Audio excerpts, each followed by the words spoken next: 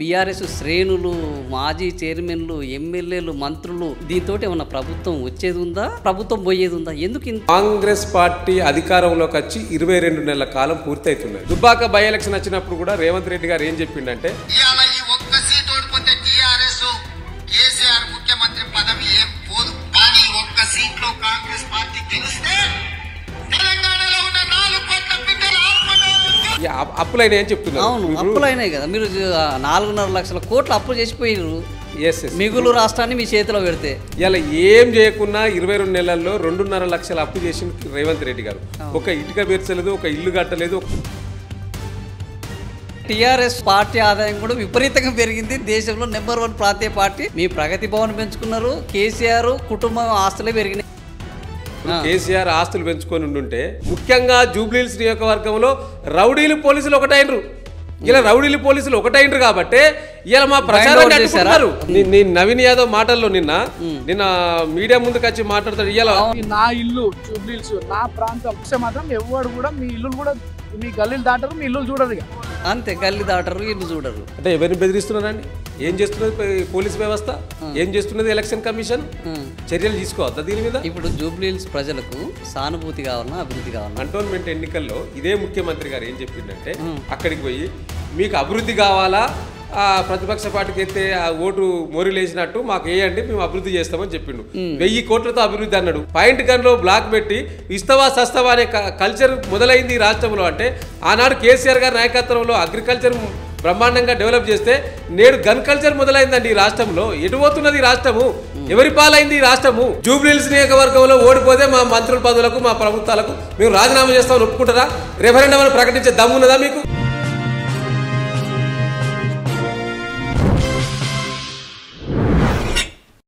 Hi hello నమస్తే ఈరోజు social post ఇంటర్వ్యూలో ఒక మన ప్రత్యేక గెస్ట్ వచ్చారు జూబ్లీహిల్స్ ఉప ఎన్నికల ప్రచారంలో చాలా యంత్రాంగము మంత్రాంగం చేస్తున్నారు బీఆర్ఎస్ సీనియర్ నాయకులుగా ఉద్యమ విద్యార్థి నాయకులుగా ఉన్నారు దివ్యాంగుల కార్పొరేషన్ చైర్మన్గా పనిచేశారు ఈరోజు జూబ్లీహిల్స్ ఉప ఎన్నికల్లో ఏం జరుగుతున్నది తాజా రాజకీయాలు ఏంది సో రాష్ట్ర ప్రభుత్వం చేస్తున్న ప్రభుత్వ పథకాలు వాటి అమలు అందులోని వైఫల్యాలు ఇలాంటి అంశాల గురించి మాట్లాడడానికి మనతో పాటు ఉన్నారు ఆయన అడిగి మరిన్ని వివరాలు తెలుసుకుందాం అన్న నమస్తే నమస్తే ఆదిబాయ్ బాగున్నారా బాగున్నాం అన్న చాలా రోజుల తర్వాత ఇక ఏం చేస్తామన్నా ఉద్యమం మళ్ళీ మొదలైంది మళ్ళీ ఉద్యమం మళ్ళీ పాత రోజులు మళ్ళీ తీసుకురావాల్సిన పరిస్థితి వచ్చింది ఇప్పుడు పరిస్థితి రాష్ట్రాన్ని తెచ్చుకున్నాం రాష్ట్రాన్ని కాపాడుకోవాలి ఎగ్జాక్ట్లీ 100%. సో జర్నలిస్టుల పరిస్థితి ఎప్పుడైనా ప్రశ్నించడమే సో అదే పద్ధతిలో ఈరోజు మిమ్మల్ని పిలిచాము ఈరోజు జూబ్లీహిల్స్ ఉప ఎన్నికను ఒక రాష్ట్రంలో ఇంక అసలు సమస్య లేదు జూబ్లీహిల్సే పెద్ద సమస్య అన్నంత హోరాహోరిగా చేయడానికి బీఆర్ఎస్ పార్టీకి అంత అవసరం ఏమొచ్చింది మొత్తం బీఆర్ఎస్ శ్రేణులు మాజీ చైర్మన్లు ఎమ్మెల్యేలు మంత్రులు దీంతో ఏమన్నా ప్రభుత్వం వచ్చేది ఉందా లేకపోతే అలా ప్రభుత్వం పోయేది ఉందా ఎందుకు ఇంత దీన్ని ప్రతిష్టాత్మకంగా తీసుకోవాల్సిన పరిస్థితి ఏర్పడ్డది మీకు ఒకటి గుర్తుంచుకోవాలి ఆది గారు ఇప్పుడు మనం గతంలో కూడా ఉప ఎన్నికలు జరిగినాయి బీఆర్ఎస్ పార్టీ హయాంలో కూడా చనిపోయిన స్థానంలో ఉప ఎన్నికలు జరిగినాయి ఆ ఎన్నికలు జరిగినా ఆనాడు కాంగ్రెస్ పార్టీ ప్రతిపక్షంలో ఉన్న వారి పార్టీ మొత్తం క్యాడర్ను మోహరించి అక్కడ గెలుపుకోవటంలోకి వాళ్ళు శ్రమించిన సందర్భం ఉన్నది ఈనాడు జరుగుతున్న ఒక ప్రత్యేకమైన ఎన్నిక అని చెప్పవచ్చు ఇప్పుడు మీరు అన్నారు కదా జూబ్లీహిల్స్ ఎందుకంత ప్రయారిటీ ఇస్తున్నారని ఎందుకు ప్రయారిటీ ఇస్తున్నామంటే ప్రధానంగా కాంగ్రెస్ పార్టీ అధికారంలోకి వచ్చి 22 నెలల కాలం పూర్తవుతున్నది ఈ 22 నెలల్లో తెలంగాణ ప్రజలకు ముఖ్యంగా హైదరాబాద్ నగర ప్రజలకు జూబ్లీహిల్స్ ప్రజలకు ఏమన్నా ఒరగబెట్టిందంటే గుండు సున్నా ఏం లేదు కాబట్టి ఇలా కాంగ్రెస్ ప్రభుత్వ వైఫల్యాలను ప్రజలకు తీసుకెళ్లాలనే ఒక ఉద్దేశంతో మనం ఎన్నిక మంచి మొక మీద వచ్చిన ఎన్నికలు అంటే ప్రజల్లో తీవ్రమైన వ్యతిరేకత ఉన్న సందర్భంలో ఎన్నికలు వచ్చినాయి డెఫినెట్గా దీన్ని ప్రజలు వాడుకుంటే మంచి ఫలితాలు వస్తాయి రేపు భవిష్యత్తులో కాబట్టి తప్పకుండా ప్రజలకు గుర్తించాల్సిన సందర్భం వచ్చింది కాబట్టి వారికి ఒక ప్రతిపక్ష పార్టీగా ప్రజల వద్దకు వెళ్తున్నాం మేము సో కాబట్టి ఆ దిశగానే జరుగుతున్నాయి ఇప్పుడు ఇంకొకటి ఏమంటున్నారు ఇలా కాంగ్రెస్ నాయకులు కూడా ఏం చెప్తున్నారు వాళ్ళు గెలిస్తే అభివృద్ధి జరగదు మేము గెలిస్తే అభివృద్ధి జరుగుతుంది అని చెప్తున్నారు ఇలా నేను స్టేట్కి వచ్చాను మీ యొక్క సోషల్ పోస్ట్ ద్వారా కాంగ్రెస్ నాయకులు అడుగుతున్నా అయ్యా మీరు ప్రభుత్వంలోకి వచ్చి 22 నెలలు అవుతుంది ఎక్కడ అభివృద్ధి చేసిరు ఒక ఇటుక పెట్టినరా ఒక ఇల్లు కట్టినరా ఏం చేసిండ్రు మీరు ఒక ప్రాజెక్టుకు రూపకల్పన చేసిండ్రా ఇలా మీ ఎమ్మెల్యేలే అడుగుతున్నారు కదా. అరే నిన్న ఒక ఎమ్మెల్యే చెప్తున్నాడు, మేము అసలు నియోజకవర్గంలో తిరిగే పరిస్థితి లేదు, అలా తిరిగితే శుభకార్యాలకు అశుభకార్యాలకు శ్రీనివాసరెడ్డి ఎన్ఎం శ్రీనివాసరెడ్డి గారు స్వయంగా చెప్తున్నాడు కదా, మాకు ₹1 లేదు, ఒక మోరి కట్టిద్దామన్న ₹1 శాంక్షన్ లేదు, ఇది పైన మంత్రులు ముఖ్యమంత్రి గారి ఆలోచన చేయాలని వారే చెప్తున్నారు కదా. అంటే కాంగ్రెస్ పార్టీలో ఉన్న ప్రజాస్వామ్యం అది. బీఆర్ఎస్లో మీరు చెప్పుకోలేకపోయారు, వీళ్ళు చెప్తున్నారు, అన్న తప్పే ఉన్నది. ఇప్పుడు ఏమవుతుందంటే వారు మాట్లాడితేనో ప్రజాస్వామ్యం, ఎదుటోడు మాట్లాడితే ప్రజాస్వామ్యం కాదు. లేదు కదా, వాస్తవం అదే కదా. ఇప్పుడు నేను ఒక వీడియో చూస్తే, ఇప్పుడు మీరు ఇందాక అడిగిన దానికి, గతంలో దుబ్బాక బై ఎలక్షన్ వచ్చినప్పుడు కూడా రేవంత్ రెడ్డి గారు ఏం చెప్పిండంటే, ప్రభుత్వం బీఆర్ఎస్ ఉన్నది, ఈ ఒక్క సీటు తోటి కేసీఆర్కు ప్రభుత్వానికి ఒరిగేది ఏం లేదు కాబట్టి అని అప్పుడు ఆనాడు మాట్లాడింది కదా. నేను ఆ వీడియోని చూపిస్తున్నాను. ఇవాళ ఈ ఒక్క సీట్ ఓడిపోతే టీఆర్ఎస్ కేసీఆర్ ముఖ్యమంత్రి పదవి ఏం పోదు. కానీ ఒక్క సీట్లో కాంగ్రెస్ పార్టీ గెలిస్తే తెలంగాణలో ఉన్న 4 కోట్ల బిడ్డల సరే, ఇప్పుడు మేము కూడా అదే అంటున్నాం. ఇప్పుడు ఈ ఒక్క సీటు తోటి కాంగ్రెస్ ప్రభుత్వానికి ఒరిగేది ఏమి లేదు, ప్రభుత్వం పడిపోయేది లేదు. కానీ ఈ ఒక్క సీటు గెలిస్తే తెలంగాణ రాష్ట్రంలో ప్రజలందరికీ మేలు జరగబోతా ఉన్నది. ఇలా వీరు ఇచ్చిన హామీలు నెరవేరాలంటే 6 గ్యారంటీలు 13 అంశాలు 420 హామీలు నెరవేరాలంటే డెఫినెట్లీగా జూబ్లీహిల్స్ నియోజకవర్గంలో బీఆర్ఎస్ పార్టీ అభ్యర్థి మాగంటి సునీత గెలవాల్సిందే. గెలిస్తేనే అదొకటే కాదు, ఇవాళ హైదరాబాద్ నగర ప్రజలకు రోజు రోజు భయభ్రాంతులకు గురవుతా ఉన్నారు, పేద ప్రజలు ముఖ్యంగా. ఆనాడు 58, 59 జీవో ద్వారా పేదోళ్లకు పట్టాలు ఇచ్చింది కేసీఆర్ అయితే, ఇలా పేదోళ్ళ గుడిసెలను కూలగొట్టేది రేవంత్ రెడ్డి ప్రభుత్వం బుల్డోజర్ని తీసుకొచ్చి. కాబట్టి ఈ బుల్డోజర్ కూలగొట్టే ప్రభుత్వం కిందికి దిగిపోవాలంటే డెఫినెట్లీగా ఇలా ఈ మాగంటి సునీత గెలవాలి. ఇవాళ అవసరం వచ్చింది, ఇవాళ వారు చెప్పిన దానికంటే సమాధానం చెప్తున్నాను. ఆనాడు రేవంత్ రెడ్డి గారు పిసిసి అధ్యక్షుడు చెప్పిన దానికే ఇలా బీఆర్ఎస్ ప్రతిపక్ష పార్టీగా మేము చెప్తా ఉన్నాం. ఇది చాలా అత్యవసరమైన సందర్భము, ఇది మంచి మోక. ప్రజలు తప్పకుండా ఈ యొక్క ఎన్నికల్లో రేవంత్ రెడ్డి ప్రభుత్వానికి కర్రు కాల్చి వాత పెట్టాలి. ఈ యొక్క జూబ్లీహిల్స్ ప్రజలకే సంబంధించింది కాదండి ఇది. ఇలా హైదరాబాద్ నగరంలో ఎక్కడెక్కడైతే నివసిస్తున్నారో, రాష్ట్రంలో ఎక్కడెక్కడైతే నివసిస్తున్నారో మీరందరూ కూడా మీ యొక్క ఫ్రెండ్స్కి కానీ ఫ్యామిలీస్కి కానీ చెప్పి ఈ ఎన్నికల్లో గెలిపించాల్సిన బాధ్యత ప్రతి ఒక్కరిపైన ఉన్నది. ఆ దిశగానే ముందుకెళ్లాలని మేము మా ప్రయత్నాన్ని కొనసాగిస్తూ ఉన్నాం.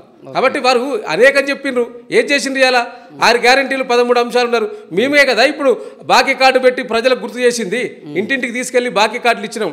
అయ్యో ఈ 2500 మహిళలకు ఇస్తారు. మహిళా స్కీమ్లో భాగంగా, సంక్షేమంలో భాగంగా ఒక ఇంట్లో 2కి పెన్షన్ ఇస్తామన్నాడు ఆనాడు. అవ్వా మీకు ఎంత వస్తుంది? 4000. ఇగో మీరు రాగానే December 9 నీకు 2000 4000 చేస్తా, 4000 నువ్వు 6000 చేస్తా అన్నాడు. ఇక 18 సంవత్సరాలు నిండిన కోడలకు 2500 ఇస్తా అన్నాడు. ఏ ఇంట్లో 2500 100 రోజులు దాటలేదా? 100 రోజులు కాలేదా? 700 రోజులు అవుతున్నది కదా, మరి ఎందుకు ఇవ్వలేకపోయినావు నువ్వు? ఆనాడు నువ్వే అన్నావు కదా, కేసీఆర్ రైతు బంధు ద్వారా 10,000 ఇచ్చి భిక్షమెత్తున్నాడు, నేను వచ్చినాక 15,000 ఇస్తా అన్నాడు. 15,000 ఇచ్చినావా నువ్వు?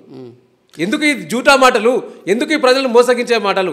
అందుకనే ఆ మోసాన్ని, ఆ దగాను ఈ యొక్క ఎన్నికల ద్వారా వారికి ఒకసారి చురుకంటియాలని మేము చెప్తా ఉన్నాం.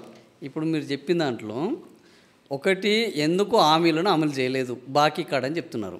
ఆయన కూడా అదే చెప్తున్నాడు, మీరు చేసిన అప్పులు తీర్చడానికే మాకు సరిపోతలేదు నాయన, ఏదో లెంక బిందెలు ఉన్నాయనుకున్నాం, మీరు చెప్పిన చెప్పులు విని మేము నమ్మి మోసపోయాము, తీరా చూస్తే ఇక్కడ లెంక బిందెలు కాదు, అసలు బిందెలు కూడా లేవు, కాబట్టి అప్పులు తీర్చడానికి సరిపోతలేదు.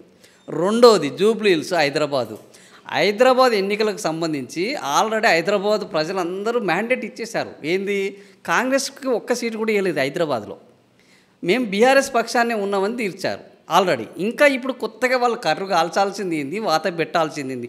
వాళ్ళు సిటీ ప్రజలందరూ వాతలు పెట్టిర్రు. ఇప్పుడు కొత్తగా వాత పెడితేనే మళ్ళీ వాత కనిపించినట్ట.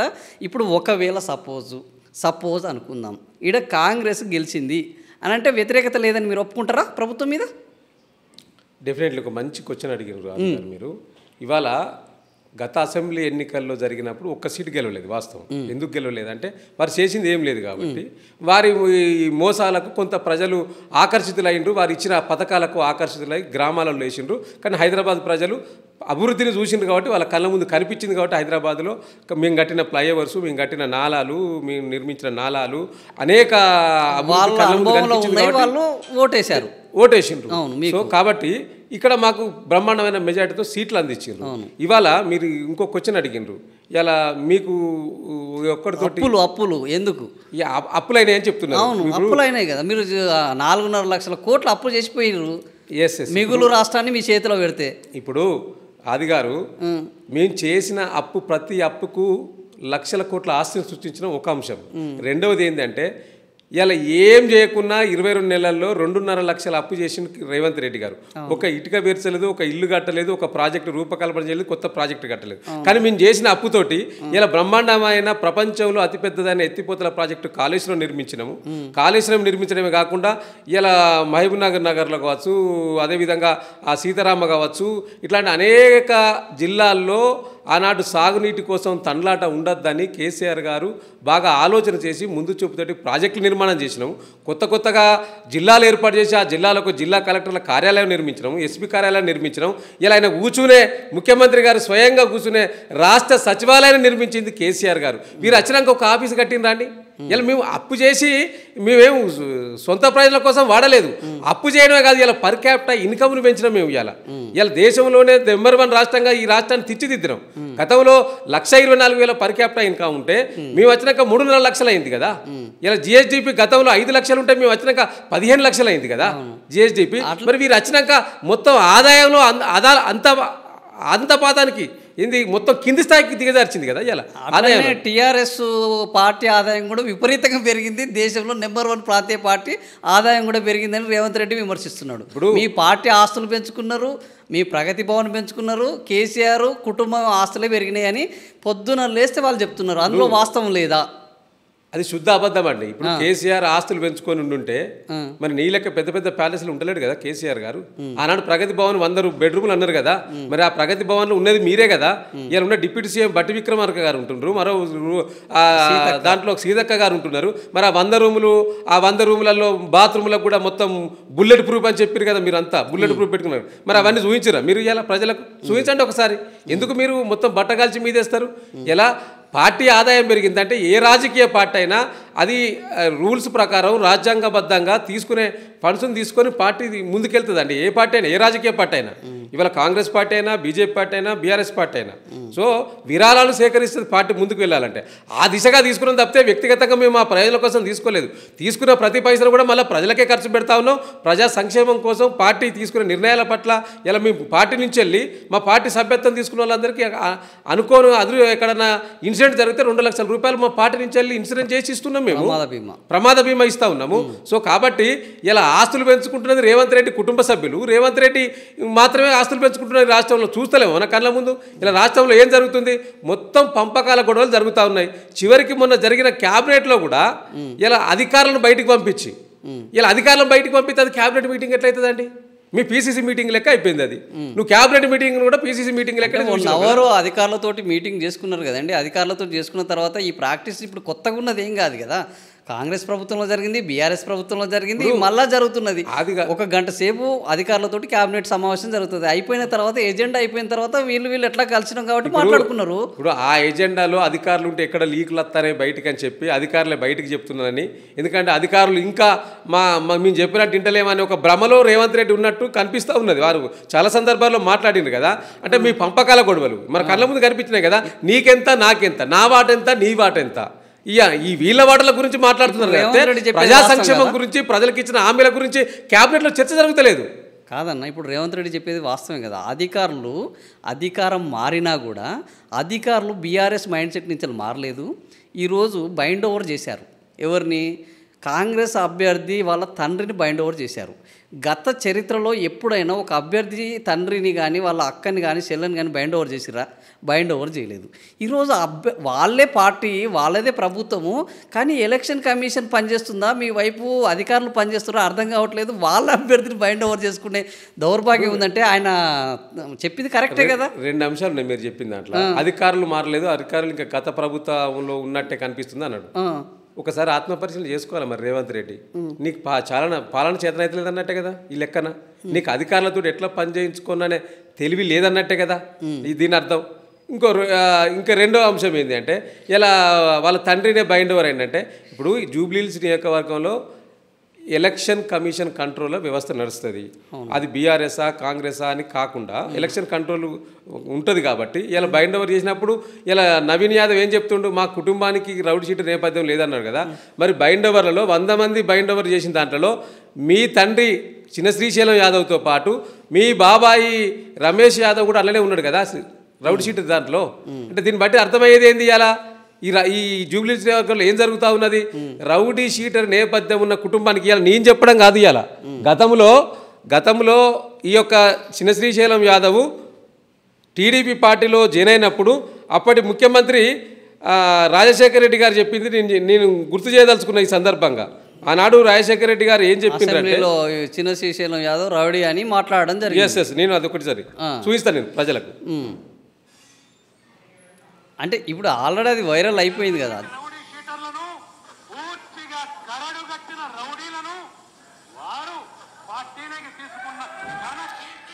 ఎస్ అంటే నేను ఇది ఎందుకు చూపించానంటే శ్రీశైలం యాదవ్ అనే రౌడీ షీటర్ ఆనాడున్న పిసిసి అధ్యక్షుడిగా ప్రతిపక్ష నాయకుడిగా రాజశేఖర రెడ్డి గారు గుర్తు చేసిండ్రు. ఇలా అదే శ్రీశైలం యాదవ్ మీ పార్టీలో కొనసాగుతున్నాడు కదా. అంటే ఇట్లాంటి రౌడీల ఇప్పుడు మేము అంటున్నాం చాలా సందర్భాలు చెప్పినాం, దండుపాల్యం మూటా ఈ వ్యవస్థ మొత్తం రాష్ట్రాన్ని నడిపిస్తూ ఉన్నది. దండుపాల్యం మూటాలో ఇలా రౌడీల పోలీసుల రాజ్యం ఈ రాష్ట్రంలో కొనసాగుతున్నది. ముఖ్యంగా జూబ్లీహిల్స్ నియోజకవర్గంలో రౌడీలు పోలీసులు ఒకటైనరు. ఇలా రౌడీలు పోలీసులు ఒకటైనరు కాబట్టి ఇలా మా ప్రచారాన్ని అడ్డుకుంటున్నారు. బైండ్ ఓవర్ చేశారా? రౌడీలు పోలీసులు ఏకమైతే బైండ్ ఓవర్ ఎందుకు చేస్తారు sir? Bind over election commission కంట్రోల్లో ఉన్నది కాబట్టి వాళ్ళు చేసిండ్రు. నేనేమంటున్నా, కింది స్థాయిలో ఉన్న పోలీసు వ్యవస్థ మొత్తం వాళ్ళ గుప్పిట్లోకి పోయింది. ఇలా మేము ప్రచారం చేస్తూ ఉంటే మా ప్రచారాన్ని అడ్డుకొని నిన్న నవీన్ యాదవ్ అనే వ్యక్తి మీకు ఇక్కడ స్థానం లేదు, మేము లోకల్ వాళ్ళం, మీరు ఎట్లా పోతారు, ఇంటికి ఎట్లా పోతారు అని బెదిరింపులకు పాల్పడడం ఏదైతే ఉన్నదో వాళ్ళ యొక్క మాట తీరు కనుక గమనిస్తే పొద్దున లేస్తే rowdy rowdy rowdy rowdy rowdy versus lady అని రౌడీ కాని వ్యక్తిని రౌడీ అంటే మరి ఆయనలో ఉన్న రౌడీని మీరు నిద్ర నేర్పుతున్నట్టే కదా, లేని రౌడీని మీరు సృష్టిస్తున్నట్టే కదా. అంటే ఇప్పుడు నేను రౌడీని కాదు, మా రౌడీ కుటుంబ నేపథ్యం లేదని చెప్తూనే నీ మాటల్లో ఏమర్థమైంది? నీ నవీన్ యాదవ్ మాటల్లో నిన్న మీడియా ముందుకు వచ్చి మాట్లాడతాడు. ఇలా మా యూసుఫ్ నేను పనిచేస్తున్న గల్లీ దాటరు ఇల్లు చూడరు అన్నాడు. ఎస్ గల్లీ దాటరు ఇల్లు చూడరు అని చెప్పి వాస్తవమే. మరి ఆయన ఒక్కసారి వినాలి, ఇది కూడా ప్రజలు. అంతే అంతే, గల్లీ దాటరు ఇల్లు చూడరు. గల్లీలు దాటరు ఇల్లులు చూడరట. అంటే ఎవరిని బెదిరిస్తున్నారండి? ఏం చేస్తున్నది పోలీస్ వ్యవస్థ, ఏం చేస్తున్నది ఎలక్షన్ కమిషన్? చర్యలు తీసుకోవద్దా దీని మీద? ఇప్పుడు ఈయనను కూడా డిస్క్వాలిఫై చేస్తే కానీ మీ కోపం సల్లారదా? డిస్క్వాలిఫై కాదండి, ఇక్కడ ఎలక్షన్ కమిషన్లు నేను ఏమంటున్నా అంటే బీజేపీ కూడా స్పందించాలి. ఎందుకు స్పందిస్తలేదండి దాని మీద? అంటే మీ కుమ్మక్కు రాజకీయం ఏంది? ఈ జూబ్లీహిల్స్ నియోజకవర్గంలో కాంగ్రెస్ బీజేపీ ఏమైనా కుమ్మక్కు రాజకీయం చేస్తున్నట్టు కనిపిస్తా ఉన్నది. ఎందుకు చెప్తా ఉన్నాను అంటే దీనికి ఒక కారణం ఉన్నది. ఆది గారు ఇలా అనేక బై ఎలక్షన్ గతం బీఆర్ఎస్ గవర్నమెంట్ కూడా జరిగినాయి. అప్పుడు జరిగినప్పుడు నువ్వు సెంట్రల్ అబ్జర్వర్ పంపింది కదా కేంద్రం, మరి ఇప్పుడు ఎందుకు సెంట్రల్ అబ్జర్వర్ పంపుతలేదు ఎలక్షన్ కమిషన్? అడిగిరా బీఆర్ఎస్ వాళ్ళు? అడుగుతూనే పంపిస్తారా? అవును, అడగకుంటే పంపించారా? జరుగుతున్న కథ ఇప్పుడు ఇలా ప్రజలు భయాందోళనకు గురవుతున్నారు. ఆది గారు జూబ్లీహిల్స్ నియోజకవర్గంలో ఒకసారి ప్రజల బీఆర్ఎస్ నాయకుల భయాందోళనకు గురవుతుంది. ప్రజల్లో భాగమే బీఆర్ఎస్ పార్టీ. బీఆర్ఎస్ పార్టీ వేరు కాదు, ప్రజలు వేరు కాదు, ప్రజల్లో భాగంగానే ఉన్నది. కాబట్టి ఒకసారి మీరు సోషల్ పోస్ట్ మైక్లో ఒకసారి పంపండి జూబ్లీహిల్స్లకు, చెప్తారు కదా. మీరు అసలు భయపడుతున్నారు మైక్ ముందర మాట్లాడారంటే, భయాందోళనకు గురవుతా ఉన్నారు. మీరు నేను ఎగ్జాంపుల్ చెప్తా ఉన్నా, నిన్ననే సోమాజిగూడ కార్పొరేటరు సంగీత యాదవ్ భర్త మీద ఈ యొక్క నవీన్ యాదవ్ అనుచరుడు, మన ఆయన పేరు కూడా నిన్న బయటకు వచ్చింది ఇప్పుడు మొత్తం కూడా, గొంటి సాయినాథ్ యాదవ్ గొంటి సాయినాథ్ యాదవ్ దాడి చేసిండండి. గల్లాలు పట్టుకొని కొట్టుకున్నారు. ఎందుకు? పంపకాల విషయంలో లేకపోతే ఇక్కడ జరుగుతున్న విషయాలు బయటకు పోతున్నాయని ఎందుకు దాడులు చేస్తున్నారు? అంటే మీ పార్టీ నాయకులు ఏదైనా మీరు దాడి చేసే వ్యవస్థకు దిగజారింది అంటే మీరు ఓడిపోతున్నామనే భయాందోళనలో కాంగ్రెస్ శ్రేణులు ముఖ్యంగా నవీన్ యాదవ్ అనుచర వర్గం ఉన్నట్టు స్పష్టంగా కనిపిస్తూ ఉన్నది. వారి గురించి ఒకటి నెగిటివ్ మాట్లాడినా లేకపోతే ఏదైనా విషయాల గురించి చర్చించినా ఓర్చుకోలేని పరిస్థితి కనిపిస్తూ ఉన్నది కదా. అంటే ఇది దేనికి సంకేతం? మీ ఓటమికి సంకేతంగా కనిపిస్తూ ఉన్నది కదా. అందుకనే కదా ఇప్పుడు నిన్న ముఖ్యమంత్రి గారు యూసుఫ్గూడ డివిజన్లో కృష్ణనగర్లో ఒక మీటింగ్ పెట్టిండు. అది గారు సరే ఆ మీటింగ్ అటర్ ఫ్లాప్ అయింది. అదొక సినిమా కార్మికులతో ఆ మీటింగ్ పెట్టిండు. ఆ మీటింగ్ అటర్ ఫ్లాప్ అయిపోయింది. ఇలా ఆ మీటింగ్లో ఏం మాట్లాడతానండి? ఎన్నికల కోడ్ వైలెంట్ చేయలేదా? నేను 10 కోట్ల రూపాయలు ఈ సంక్షేమానికి ఇస్తాను, నువ్వు ఎట్లా చెప్తావు? ఎన్నికల కోడ్ ఉంది కదా, నీకు ఆ మాత్రం అవగాహన లేదా ముఖ్యమంత్రి గారికి? జూబ్లీల్స్కి ఇస్తానులే, సినిమా కార్మికులకు ఇస్తాను. సినిమా కార్మికులు హైయెస్ట్ అక్కడే ఉన్నారని ఆయనే చెప్పింది కదా మైకుల్లో. ఈ ఎక్కువ మొత్తంలో సినిమా ఆడడానికి, సినిమా నడవడానికి మీ కృషి బాగా ఉన్నది, ఆ కృషిని మీ సంక్షేమం కోసం 10 కోట్ల నిధులు ఇస్తా అని చెప్పిండు. ఎట్లా ఇస్తావు? ఎన్నికల కోడ్ వైలెన్స్ కలదా? ఎందుకు కేసు నమోదు చేయలేదు ఎన్నికల కమిషను? ఎందుకు చోద్యం చూస్తా ఉన్నది? ఇది ప్రజల్లో వస్తున్న ప్రశ్నలు కదా. అంటే ఈ కుమ్మక్కు రాజకీయాలు ఏంది ఈ జూబ్లీహిల్స్ నియోజకవర్గంలో? అంటే బీజేపీ కూడా ఎందుకు ప్రశ్నించదు? ఈ విషయాల పట్ల ఎందుకు మాట్లాడదు? అంటే మీరు చెప్పినట్టు చేయాలంటారా? బీజేపీ వాళ్ళకంటూ వాళ్ళ ఇష్టం వచ్చినట్టు వాళ్ళు చేసుకోవాలన్నా, లేకపోతే మీరు చెప్పినట్టే మీరు డైరెక్షన్ ఇస్తే వాళ్ళు పనిచేయాలన్నా? బీజేపీని మేము చెప్పినట్టు చేయమంటలేము, కానీ బీజేపీ కూడా ప్రజాక్షేత్రంలో ఉన్నది కదా. ఉన్నది. నువ్వు ప్రజాక్షేత్రంలో ఉన్నప్పుడు ప్రజలకు అనుగుణంగా పనిచేయాలి కదా. మరి ఎందుకు మాట్లాడతలేదు? వాళ్ళ క్యాంపెయిన్ వాళ్ళు చేసుకుంటున్నారు కదా. క్యాంపెయిన్ మాట్లాడదు మీకు ఇవి అవపడతలేదా? ముఖ్యమంత్రి గురించి ఎన్నికల కోడ్ వైలెన్స్ అయింది, నవీన్ యాదవ్ అనే వ్యక్తి బెదిరింపులకు గురి అవుతున్నాడు, బెదిరింపులకు గురి చేస్తూ ఉన్నాడు. సో బెదిరింపులకు గురి చేసినప్పుడు మరి మీరు మాట్లాడాలి కదా, ఎందుకు మాట్లాడదు అని మేము అడుగుతా ఉన్నాం. ఇప్పుడు మీరు ప్లే చేసిన దాంట్లో నవీన్ యాదవ్ బీఆర్ఎస్ అని మాత్రమే అన్నాడు, బీజేపీ అనలే. నేనేమంటున్నా, బీఆర్ఎస్ వాళ్ళని టార్గెట్ చేసినప్పుడు బీజేపీ వాళ్ళు ఏంది గుమ్మడికాయ దొంగలు ఎవరంటే భుజాలు తడుముకున్నట్టు, రేపు పుసుకున్న వాళ్ళంటే మిమ్మల్ని ఎందుకు అన్నాను రా భయ అని రేపు ఆయన అన్నాడా? నేను బీఆర్ఎస్లో అంటే అప్పుడు బీజేపీ బీఆర్ఎస్ కుమ్ముకైనట్టు కనిపించదా? బీఆర్ఎస్ బీజేపీ కుమ్మక్కైనట్టు ఎట్లా పడుతుంది? ఇప్పుడు ఆయన యొక్క మాటల తీరు గమనిస్తే, ఇప్పుడు నిన్న ఒక ఇన్సిడెంట్ జరిగింది కాబట్టి మమ్మల్ని అన్నాడు, రేపు మిమ్మల్ని కూడా అంటాడు. అన్నప్పుడు చూసుకుంటారు అంటాడు. ఇప్పుడు ఈ ఒక్క ఇన్సిడెంటే కాదు కదా, నవీన్ యాదవ్ అడిగిన ఒక్క ఇన్సిడెంటే కాదు, జరుగుతున్న ఇన్సిడెంట్లు, నిన్న ముఖ్యమంత్రి గారు మాట్లాడిన తీరు, అంతకన్నా ముందు శ్రీశైలం యాదవ్ బైనోర్ అయిన విషయాలు, ఇవి అన్నిటి మీద ఎందుకు మాట్లాడతలేదు బీజేపీ? మాట్లాడాలి కదా. మీ కుమ్మక్కు రాజకీయం ఏందని ప్రజలు అడుగుతున్నారు, జూబ్లీహిల్స్ ప్రజలు, ఓటర్స్ అడుగుతున్నారు. ఇక్కడ మేము కాదు, వాళ్ళ తరపున నేను ఈ వేదిక దొరికింది కాబట్టి నేను మాట్లాడుతూ ఉన్నా. సో ఇవాళ వారు ఏమనుకుంటున్నారంటే, మాకు ముస్లిమ్స్లో ఓట్లు ఉన్నాయి 1,30,000, మాకు ఎంఐఎం సపోర్ట్ చేసింది కాబట్టి మేము ఎట్లా గెలుస్తామనే ఒక ధీమలో వారు ఉన్నట్టు కనిపిస్తూ ఉన్నది. కానీ ఆ ఉన్న ముస్లిమ్స్లలో కూడా పేద ముస్లిమ్స్ అందరూ కూడా ఇలా బీఆర్ఎస్ పార్టీ వైపే ఉన్నట్టు స్పష్టంగా కనిపిస్తూ ఉన్నది. డెఫినెట్లీగా రేపు జరగబోయే ఎన్నికల్లో ముస్లింల ఓట్లతో పాటు అన్ని వర్గాల, సంపన్న వర్గాల ఓట్లు ఇలా బీఆర్ఎస్కు పడబోతూ ఉన్నాయి. అది నవంబర్ 11వ తారీఖు నాడు మనం చూస్తాం డెఫినెట్లీగా. ఇప్పుడు మీరు ఇంత మెచ్యూర్డ్ రాజకీయాలు చేసే బీఆర్ఎస్, మేము భారతదేశంలో కూడా రాజకీయాలు చేస్తామని వెళ్ళి ఒక ఆడబిడ్డని ఏడిపించి ఆమె కన్నీటి ద్వారా విజయాన్ని పొందాలనే ఒక దిగజారుడు రాజకీయాలు చేస్తున్నారని మొన్న మంత్రి పొన్నం ప్రభాకర్ నేరుగా చెప్పారు. ఒక మంత్రి అంటే ఏదో సాధారణ కార్యకర్త అంటే మనం అంత పట్టించుకోం, మంత్రి స్థాయిలో ఉన్న వ్యక్తి మాట్లాడారు. నిజంగానే ఈ ఎవరైనా భర్తలు పోయినప్పుడు ఏడవడం సహజం, కానీ రాజకీయాల్లో స్టేజ్ మీద ఎక్కి ఏడ్చినప్పుడు ఈ వాదన రాదంటారా? ఆ వాదనలో నిజం లేదంటారా? ఇప్పుడు ఎక్కడ సానుభూతి వర్కౌట్ అవుతుందో అని చెప్పి కాంగ్రెస్ నాయకులు దాన్ని కూడా చిల్లర రాజకీయాలకు వాడుకోవడం చాలా దుర్మార్గం. ముఖ్యంగా పొన్నం ప్రభాకర్ గారు కావచ్చు, లేకపోతే ఇంకా వేరే మంత్రి ఏ మంత్రి మాట్లాడినా నేను స్టేట్కి వచ్చి అడుగుతున్నా, నిజంగా భవిష్యత్తులో ఏదైనా జరగద్దని కోరుకుంటున్నా, కానీ ఈ మాట మాట్లాడడం sorry for this word. But కాకపోతే రేపు మీకేమైనా జరిగితే మీ భార్యలు పైకి గిట్నే ఏడిస్తే గట్నే అంటారా జనం? అరే ఎంత దౌర్భాగ్యం అండి, ఎంత సిగ్గుచేటు. వారు మాట్లాడే సానుభూతి గురించి కాదు, నియోజకవర్గ స్థాయి మీటింగ్ జరిగినప్పుడు నా భర్త లేడు ఇంతమంది కుటుంబ సభ్యులను తయారు చేసి నాకు అప్పచెప్పిండు అని భావోద్వానికి గురై ఏడిస్తే కూడా సెంటిమెంట్ తోటి ఏడిపి అని రోజు చెప్తున్నారట, ఆమె అక్కడ నటిస్తుందట. నటించడం ఏందండి? అంటే రేపు మీ ఇంట్లో జరిగితే గిట్టే నటిస్తుంది అంటారా? ఇంకా మరి సోనియా గాంధీ గారు కూడా మన రాజీవ్ గాంధీ చనిపోయినప్పుడు ఏడ్చి ఆమె కూడా ఎన్నికలకు పోయింది ఆమెదిలో. అంటే ఆమె కూడా గట్నే భావించాలా, అట్నే ఏడ్చిందని భావించాలా? అరే మాట్లాడడానికి కొద్దిగా సిగ్గుచర ఉండాలి ఇట్లాంటి మాటలు మాట్లాడే ముందు. ఇట్లాంటి చీప్ పాలిటిక్స్ చేయకండి దయచేసి. మీకు ప్రజల్లో ఏం లేదనేది తేలిపోయింది. ఇప్పుడు 22 నెలల్లో పాలన పడకేసింది, పాలన గాలి కొదిలేసిండ్రు. ఢిల్లీకి చక్కర్లు కొట్టే పనిలో ముఖ్యమంత్రి గారు ఉన్నారు, వాళ్ళ మంత్రివర్గం ఉన్నది.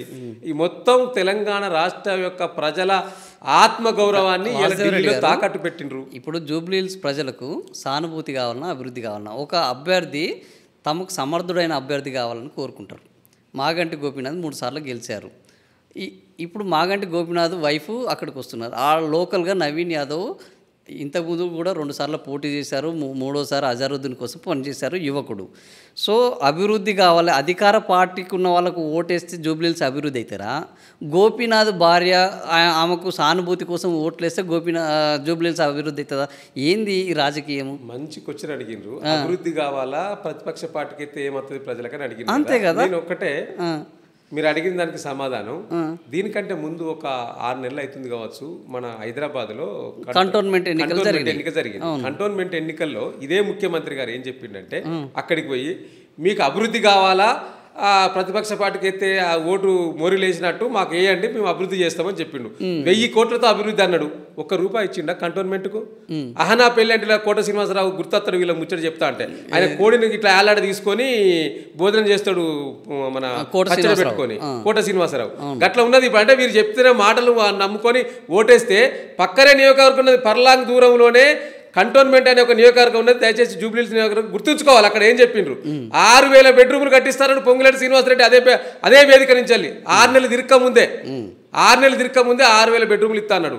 ఇది ఒక్క బెడ్రూమ్ ఇవ్వకపోయా కదా మన ఆ యొక్క నియోజకవర్గ ప్రజలకు. నీ పక్క నియోజకవర్గాలు చూసినాం కదా.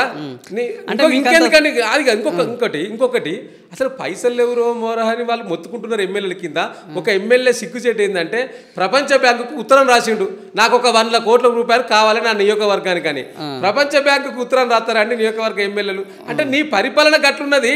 నీ చేతిలో ఎమ్మెల్యేలు లేరు, మంత్రులు లేరు, నీ కంట్రోల్లో లేదు వ్యవస్థ మొత్తం అవస్థల పాలైపోయింది. ఇలా ఈ ప్రభుత్వాన్ని నడిపినట్టు కనిపిస్తలేదు. ఇది సర్కాస్ నడిపినట్టు, సర్కార్ కాదు, ఇది సర్కాస్ నడిపినట్టు నడుపుతున్నాడు రేవంత్ రెడ్డి. నీ చేతిలో మొత్తం పోయింది కాబట్టి మొన్న ఈయన కేసీ వేణుగోపాల్ ముందు ఇట్లా కింద కూర్చొని ఇట్లా స్ట్రిక్ట్గా ఒక విద్యార్థి లెక్క కూర్చొని ఆయన సమాధానం చెప్పుకునే పరిస్థితి వచ్చింది. ఎందుకు ఏమైతుంది, అసలు ఏం జరుగుతుందని చెప్తే పెద్దల ముందు గౌరవంగా నిలబడితే ఒక సంస్కారయుతంగా ఉంటే కూడా మీరు దాన్ని ఒక రాష్ట్ర ముఖ్యమంత్రి ఈకలు బీకడం అనేది ఇది గారు. ఇప్పుడు నా పార్టీ వేరే కావచ్చు, కానీ నేను మొట్టమొదటి తెలంగాణ పౌరుని, భారతదేశ పౌరుని, ఆ తర్వాత తెలంగాణ పౌరుని. తెలంగాణ పౌరునిగా నేను బయటికి పోతే, బయట రాష్ట్రాలకు పోతే ఏం చెప్తా అంటే, నా ముఖ్యమంత్రి అని చెప్తా, మా ముఖ్యమంత్రి అని చెప్తా. అవును. సో కాబట్టి అట్లాంటి ముఖ్యమంత్రి అలా తెలంగాణ ఢిల్లీలో మోకారిల్లిండండి. ఒక కేసీ వేణుగోపాల్ ఒక ఎంపీ ముందట ఒక రాష్ట్ర ముఖ్యమంత్రి కూర్చుండే విధానం చూస్తేనే తెలిసిపోతున్నది కదా నిన్ను ఎట్లా ఏ విధంగా ఇబ్బంది పెడుతున్నారు అక్కడ. అంటే నీ చేతిలో ఏమీ లేదు, ఎందుకు లేదని ప్రశ్న వర్షం కురిపించిండ్రు. కాదు సార్, ఆయన కుర్చీలనే కూర్చున్నాడు, ఎదురుగా కుర్చీలనే కూర్చున్నారు. కూర్చునే దాంట్లో విధానం ఉంటుంది. ఇప్పుడు మీరు మన ఇద్దరం ఇంటర్వ్యూ చేస్తున్నారు, మీరు ఎంత స్వేచ్ఛగా కూర్చున్నారు, నేను ఎంత స్వేచ్ఛగా కూర్చున్నా మాట్లాడుకునే విధానాన్ని. ఆయన ఇట్లా కొత్త కుర్చీ మీద కూర్చొని మనం ఎక్కడికైనా హెడ్ మాస్టర్ దగ్గరికి పిల్లలు పోయినప్పుడు లేదా పెద్ద సార్ దగ్గరికి పోయినప్పుడు కొత్త కూర్చొని ఇట్లా స్ట్రేట్ గా కూర్చొని ఇట్లా చెప్తారు కూడా సమాధానం. ఆ యొక్క ఫోటో వాళ్ళు రిలీజ్ చేసింది, అది మేమేదో కొత్తగా సృష్టించింది కాదు. వాళ్ళు రిలీజ్ చేసిన ఫోటో బయటకు వచ్చిన దాన్ని బట్టి చూస్తే మనకు ఏమాత్రం అవగాహన ఉన్న రాజకీయాల పైన ఆ ఫోటోను చూస్తే తెలిసిపోతుంది కదా. అంటే నీ చేతిలో ఎవరు లేరు, మంత్రులు మాత్రం 15 మంది మంత్రులు ఉంటే ఆ 15 మంది మంత్రులు కూడా ఈయనే కంట్రోల్లో లేరు అనేది వారి యొక్క ఆ ఫోటో యొక్క సిచ్యువేషన్ చూస్తే స్పష్టంగా కనిపిస్తూ ఉన్నది. అంటే ఏం చేస్తున్నావు నువ్వు, ఎటుపోతున్నది వ్యవస్థ అనేది దాన్ని బట్టి తెలిసిపోతుంది కదా. ఇప్పుడు స్పష్టంగా మొన్న నేను చెప్పడం కాదండి, ఇలా ఈ రాష్ట్ర మంత్రివర్గంలో మంత్రిగా ఉన్న మా జిల్లాకు సంబంధించిన కొండ సురేఖ గారి కూతురు స్వయంగా చెప్పింది, రేవంత్ రెడ్డి అనుచరులు ఏం చేస్తా ఉన్నారు ఈ రాష్ట్రంలో, ఏ విధంగా దోసుకుంటున్నారు, ఏ విధంగా గన్నులు పెట్టి చెప్పింది కదా. కూతురు తిట్టింది, తల్లి క్షమాపణ చెప్పింది, ఇంకేమున్నది జరిగిపోయినాయి కదా. మీరు పంపకాల వాటా సమన్వయం ఏదో ఆమె చిన్నతనంలో ఏదో అని ఉంటది ఆవేదనతోటి, దాన్ని మీరు పట్టుకొని ఆమె స్పోక్స్ పర్సనా, ఆమె ఎంపీనా ఎమ్మెల్యేనా, ఆమె గామన్నదానికి ఇంత సీరియస్ గా కూతురు వాస్తవాలు చెప్పింది కదా. ఆ వాస్తవాల తర్వాత మీరు పిలుచుకొని మాట్లాడుకున్నారు, ఆమెతోటి క్షమాపణ చెప్పించారు. అంటే మీ వాటా కుదిరింది. అంటే మీ రాష్ట్రంలో జరుగుతున్నది ఏదో అయితే అర్థమైంది కదా రాష్ట్ర ప్రజలకు. నువ్వు ఒక సిమెంట్ కంపెనీని, దక్కన్ సిమెంట్ కంపెనీ యొక్క వ్యవస్థ పాయింట్ గన్లో బ్లాక్ పెట్టి ఇస్తవా సస్తవా అనే కల్చర్ మొదలైంది ఈ రాష్ట్రంలో. అంటే ఆనాడు కేసీఆర్ గారి నాయకత్వంలో అగ్రికల్చర్ బ్రహ్మాండంగా డెవలప్ చేస్తే నేడు గన్ కల్చర్ మొదలైందండి ఈ రాష్ట్రంలో. ఎటు పోతున్నది ఈ రాష్ట్రము, ఎవరి పాలైంది ఈ రాష్ట్రము, ఏం చేస్తున్నది అనేది ప్రజలు ఇలా ఆత్మపరిశీలన చేసుకుంటున్నారు. ఇలా 22 నెలల్లో పరిపాలనే రేపు జూబ్లీహిల్స్లో డెఫినెట్గా ఇలా వాళ్ళు రెఫరెండమా కాదా, ఇలా ఈ యొక్క జూబ్లీహిల్స్లో ఓడిపోతే రాజీనామా చేస్తాడా చెప్పాలి. ఇలా డెఫినెట్గా ముఖ్యమంత్రి గారు వాళ్ళ మంత్రులు అనేక మంది డివిజన్కి ఒక మంత్రిని కూడా ఇచ్చారు నిన్ననే. ఇలా మంత్రులు అందరూ చెప్పాలి, రేపు జూబ్లీహిల్స్ నియోజకవర్గంలో ఓడిపోతే మా మంత్రుల పదవులకు మా ప్రభుత్వాలకు మేము రాజీనామా చేస్తామని ఒప్పుకుంటారా? రెఫరెండం అని ప్రకటించే దమ్మున్నదా మీకు? మీరు ఫస్ట్ మీరు ఒప్పుకుంటే వాళ్ళు ఒప్పుకుంటారు కదా. డెఫినెట్గా మేము రాజకీయాల నుంచి వెళ్ళి మేము సన్యాసం చేస్తాము, జూబ్లీహిల్స్లో ఉప ఎన్నికల్లో కనుక ఇలా గెలవకపోతే అని మొట్టమొదటిసారి నాకు తెలిసి జూబ్లీహిల్స్లో బావు బొమ్మర్దులు ఇద్దరు ఏకమయ్యి ఇక్కడ ప్రచారం చేస్తున్నారు. నాకు తెలిసి ఎప్పుడైనా ఒకసారి హరీష్ రావుకు బాధ్యత, ఇంకో చోట కేటీఆర్కు బాధ్యతలు ఉంటాయి, పోటాపోటీ ఉంటుంది. ఇద్దరు ఏకమై చేస్తున్నారంటే మీరు ఆల్రెడీ మీరు ఓడిపోతున్నామన్న భయంతో బాబమ్మలు ఇద్దరు వచ్చి మొత్తం బీఆర్ఎస్ బ్యాచ్ అంతా వచ్చి అక్కడ ఏది జూబ్లీహిల్స్లో ఓడిపోతాం అన్నట్ట, సమిష్టిగా పనిచేస్తే ఓడిపోతాం. ఇంతకుముందు ఎప్పుడు సమిష్టిగా పని చేయలేదు కదా. ఎందుకు చేయలేదు? ఎప్పుడు చేయలేదు. ఎప్పుడు కేటీఆర్ అన్న చేస్తాడు, హరీష్ రావు అన్న చేస్తాడు. చూసిన వ్యక్తిగా నేను చెప్తున్నాను, మీరు ఒక జర్నలిస్ట్ గా బయట నుంచి చూడవచ్చు, కానీ నేను లోపటి వ్యక్తిగా పార్టీలో 25 సంవత్సరాల నుంచి కొనసాగుతున్న వ్యక్తిగా లోపటి చూసి ఎవరికి ఏ పని అప్పచెప్పాలి, ఎక్కడ ఏ స్ట్రాటజీ చేయాలనేది నాటి ముఖ్యమంత్రి కేసీఆర్ గారు ఆలోచన చేసిన కాబట్టి ఒక నియోజకవర్గానికి హరీష్ రావు గారు, ఒక నియోజకవర్గానికి కేటీఆర్ గారు పంపేది ప్రభుత్వం సమయంలో. ఇలా ప్రభుత్వం లేదు కాబట్టి డెఫినెట్గా ఉన్న ఎన్నిక ఇది ఒకటే కాబట్టి నిజంగా 2 ఎన్నికలు వస్తే అక్కడికొక్కరు ఇక్కడికొక్కరు పంపించేవారు కావచ్చు. ఒకటే ఎన్నిక ఉన్నది కాబట్టి ఇద్దరు సమన్వయంతో పనిచేస్తూ ఉన్నారు, సమిష్టిగా పనిచేస్తూ ఉన్నాం. సమిష్టిగా పనిచేస్తే కూడా మీరు దాన్ని చిలువలు పలువులుగా చేసి చెప్తానంటే అది మీ విజ్ఞతకు వదిలేస్తున్నారు దానికి, లేకపోతే ప్రజల విజ్ఞతకు వదిలేస్తున్నా, విమర్శించే వాళ్ళ విజ్ఞతకు వదిలేస్తున్నారు. కాదన్న, హుజూరాబాద్ ఎన్నికలు జరిగినాయి, మునుగోడు ఎన్నికలు జరిగినాయి, మనం చూసినాం. అవి కూడా ప్రతిష్టాత్మకంగా అక్కడ ఎవరు ఇన్ఛార్జ్ చేసిర్రు, ఎవరు ముందట ఉన్నారు, ఇదంతా మనకు తెలుసు కదా. అయితే ఈరోజు మేమేమంటామంటే సమిష్టిగా పనిచేయొద్దని ఎవ్వరూ అనట్లేదు, కానీ సమిష్టిగా పనిచేసేంత పరిస్థితి ఈరోజు ఇంకా జూబ్లీహిల్స్లో ఆల్రెడీ అది మన సిట్టింగ్ సీటు. మాగంటి గోపీనాథ్ 3వసారి ఎమ్మెల్యేగా గెలిచిన సీటు, పార్టీ మొత్తానికి బలాన్ని ఇచ్చిన ఏది సిటీలో ఉన్నది. దాన్ని కూడా ఇంత శ్రమించాల్సిన పరిస్థితి ఎందుకు వచ్చింది అనేది ఈరోజు ఆలోచించుకోవాల్సిన అవసరం లేదంటారా? శ్రమించాల్సింది ఎందుకు వస్తుందంటే ఈ దండుపాల్యం మూట ఎక్కడ దండు కట్టి ఎక్కడ మూటాలు పంపిస్తారో ఆ మూటాలకు ప్రజలకు చేరవేస్తారో కాబట్టి డెఫినెట్గా ప్రజలకు వాస్తవాలు తెలవాలని చెప్పి, ప్రజలకు వాస్తవాలు వివరించాలనే ఒక ఉద్దేశంతో ఒక సమిష్టిగా ఐకమత్యంగా మా పార్టీ శ్రేణులంతా పనిచేస్తూ ఉన్నాము. సో కాబట్టి డెఫినెట్గా మేము ఎండగట్టాలి కదా, ప్రభుత్వం యొక్క చర్యలను, ప్రభుత్వం చేస్తున్న అరాచకాలను ప్రజలకు వివరించాల్సిన బాధ్యత మాకున్నది. కాబట్టి ఆ అరాచకాలను వివరించడానికి మేమంతా కూడా దండు కట్టి ప్రజల ముద్దలకు వెళ్తున్న సందర్భం. అంటే ఈ దండుపాలెం బ్యాచ్ అని మీరు వాళ్ళని అంటున్నారు, కానీ ఇప్పుడు నవీన్ యాదవ్ చెప్పేది ఏంటంటే ఈ దండుపాలెం బ్యాచ్ మేం కాదు, మీరే మమ్మల్ని పొద్దున లేస్తే గత్తర లేపుతున్నారు, లేనిపోని ప్రచారం చేస్తున్నారు మా మీద, ఆడోళ్ళని ఏడిపించినామని. దాన్ని అసలు బీఆర్ఎస్ వాళ్ళు చేస్తున్న సోషల్ మీడియా పోరాటం ఇంక ఎవడి వల్ల కాదురా బాబు అన్న లెవెల్కి వచ్చేసారు. చిన్నదాన్ని కూడా భూతద్దంలో పెట్టి చూపెడుతున్నారు అన్న దాన్ని చెప్తున్నారు. వాస్తవం కదా అది. బీఆర్ఎస్ పార్టీ ఇప్పుడు సోషల్ మీడియాలో ఇంతకుముందు కేటీఆర్ ఒక మాట అన్నారు, ఎందుకు గత ఎన్నికల్లో సోషల్ మీడియాలో మేము వెనకబడి ఉండడం వల్ల ఓడిపోయినాం, కానీ ఆ తర్వాత మేము రియలైజ్ అయినామని చెప్పారు. ఇప్పుడు ఆ రియలైజ్ అయింది ఇప్పుడు అవపడుతున్నట్టుంది, నిజమేనా? ఇప్పుడు చిన్న విషయాన్ని సోషల్ మీడియాలో ఉన్న విషయాలని చెప్తున్నాం, చిన్న విషయాలం కాదండి, ఉన్న విషయాలను వాస్తవాలను మీడియా ద్వారా. ఎందుకంటే మాకున్న పరిస్థితుల్లో ప్రభుత్వంలో లేవు కాబట్టి మాకు మిగతా మీడియాలు చూపించే పరిస్థితి లేదు. మిగతా మీడియాలు అన్నింటినీ కూడా హ్యాడ్స్ ఇచ్చి ఇంకో రకంగా ప్రభుత్వం కూడా కంట్రోల్లో పెట్టుకున్నది. కాబట్టి ఉన్న మీడియాను వాడుకోవాలి కదా మేము డెఫినెట్గా. ఇలా ఒక ప్రచార మాధ్యమాలను వాడుకొని ప్రజలకు చేరవేసే దిశగా ఆలోచన చేయాలి. కాబట్టి ఆ దిశగానే ఉన్న విషయాలను మాత్రమే ప్రజలకు చెప్తున్నాం, లేని విషయాలను ఉన్నట్టు చెప్తున్నాం తప్పితే ఉన్న వాటిని కల్పితాలు చెప్పి మేము చెప్తలేము. వారికి కూడా సోషల్ మీడియా ఉన్నది, కాంగ్రెస్ పార్టీ కూడా, వారు కూడా ఇష్టం వచ్చినట్టు ప్రచారం చేస్తున్నారు, వాటికి కూడా మేము కౌంటర్లు ఇస్తున్నాం. డెఫినెట్గా సోషల్ మీడియా ద్వారా ఇస్తున్నాం, మిగతా మీడియా ద్వారా కూడా పంపిస్తున్నాం. సో కాబట్టి ఇవాళ సోషల్ మీడియా ఏదో కల్పితాలు సృష్టిస్తున్నట్టు వారు భావిస్తే ఇలా మీ మీడియా కూడా ఇష్టం వచ్చినట్టు మాట్లాడుతూ ఉన్నది. మా పార్టీ నాయకుల పైన, మా పైన కల్పితాలు సృష్టిస్తూ ఉన్నారు మీరు. మా ప్రజలు వాస్తవాలేందో అబద్ధాలేందో అన్నీ కూడా వాళ్ళు గమనిస్తున్నారు. ప్రజలు ఎవరు కూడా అమాయకులు కాదు, వాళ్ళు చైతన్యవంతమైన వాళ్ళే సరైన తీర్పులు ఇస్తున్నారు. డెఫినెట్లీగా మనం చాలా సందర్భాల్లో చూసినాము. వారు ఒకటి ఆలోచన చేసిండ్రు, ఒకసారి అవకాశం ఇద్దామన్నారు, ఇచ్చిండ్రు. ఇస్తే మీరు ఏం చేసిండ్రు, కుక్కలు చింపిన ఇస్తారు చేసిండ్రు. ఈ రాష్ట్రాన్ని మొత్తం అట్టర్ ఫ్లాప్ అయిపోయింది మీ పరిపాలన. ఒక హిట్లర్ లెక్క ముఖ్యమంత్రి యొక్క పరిపాలన ఉన్నది, ఎవరి మాట ఇంటలేడట.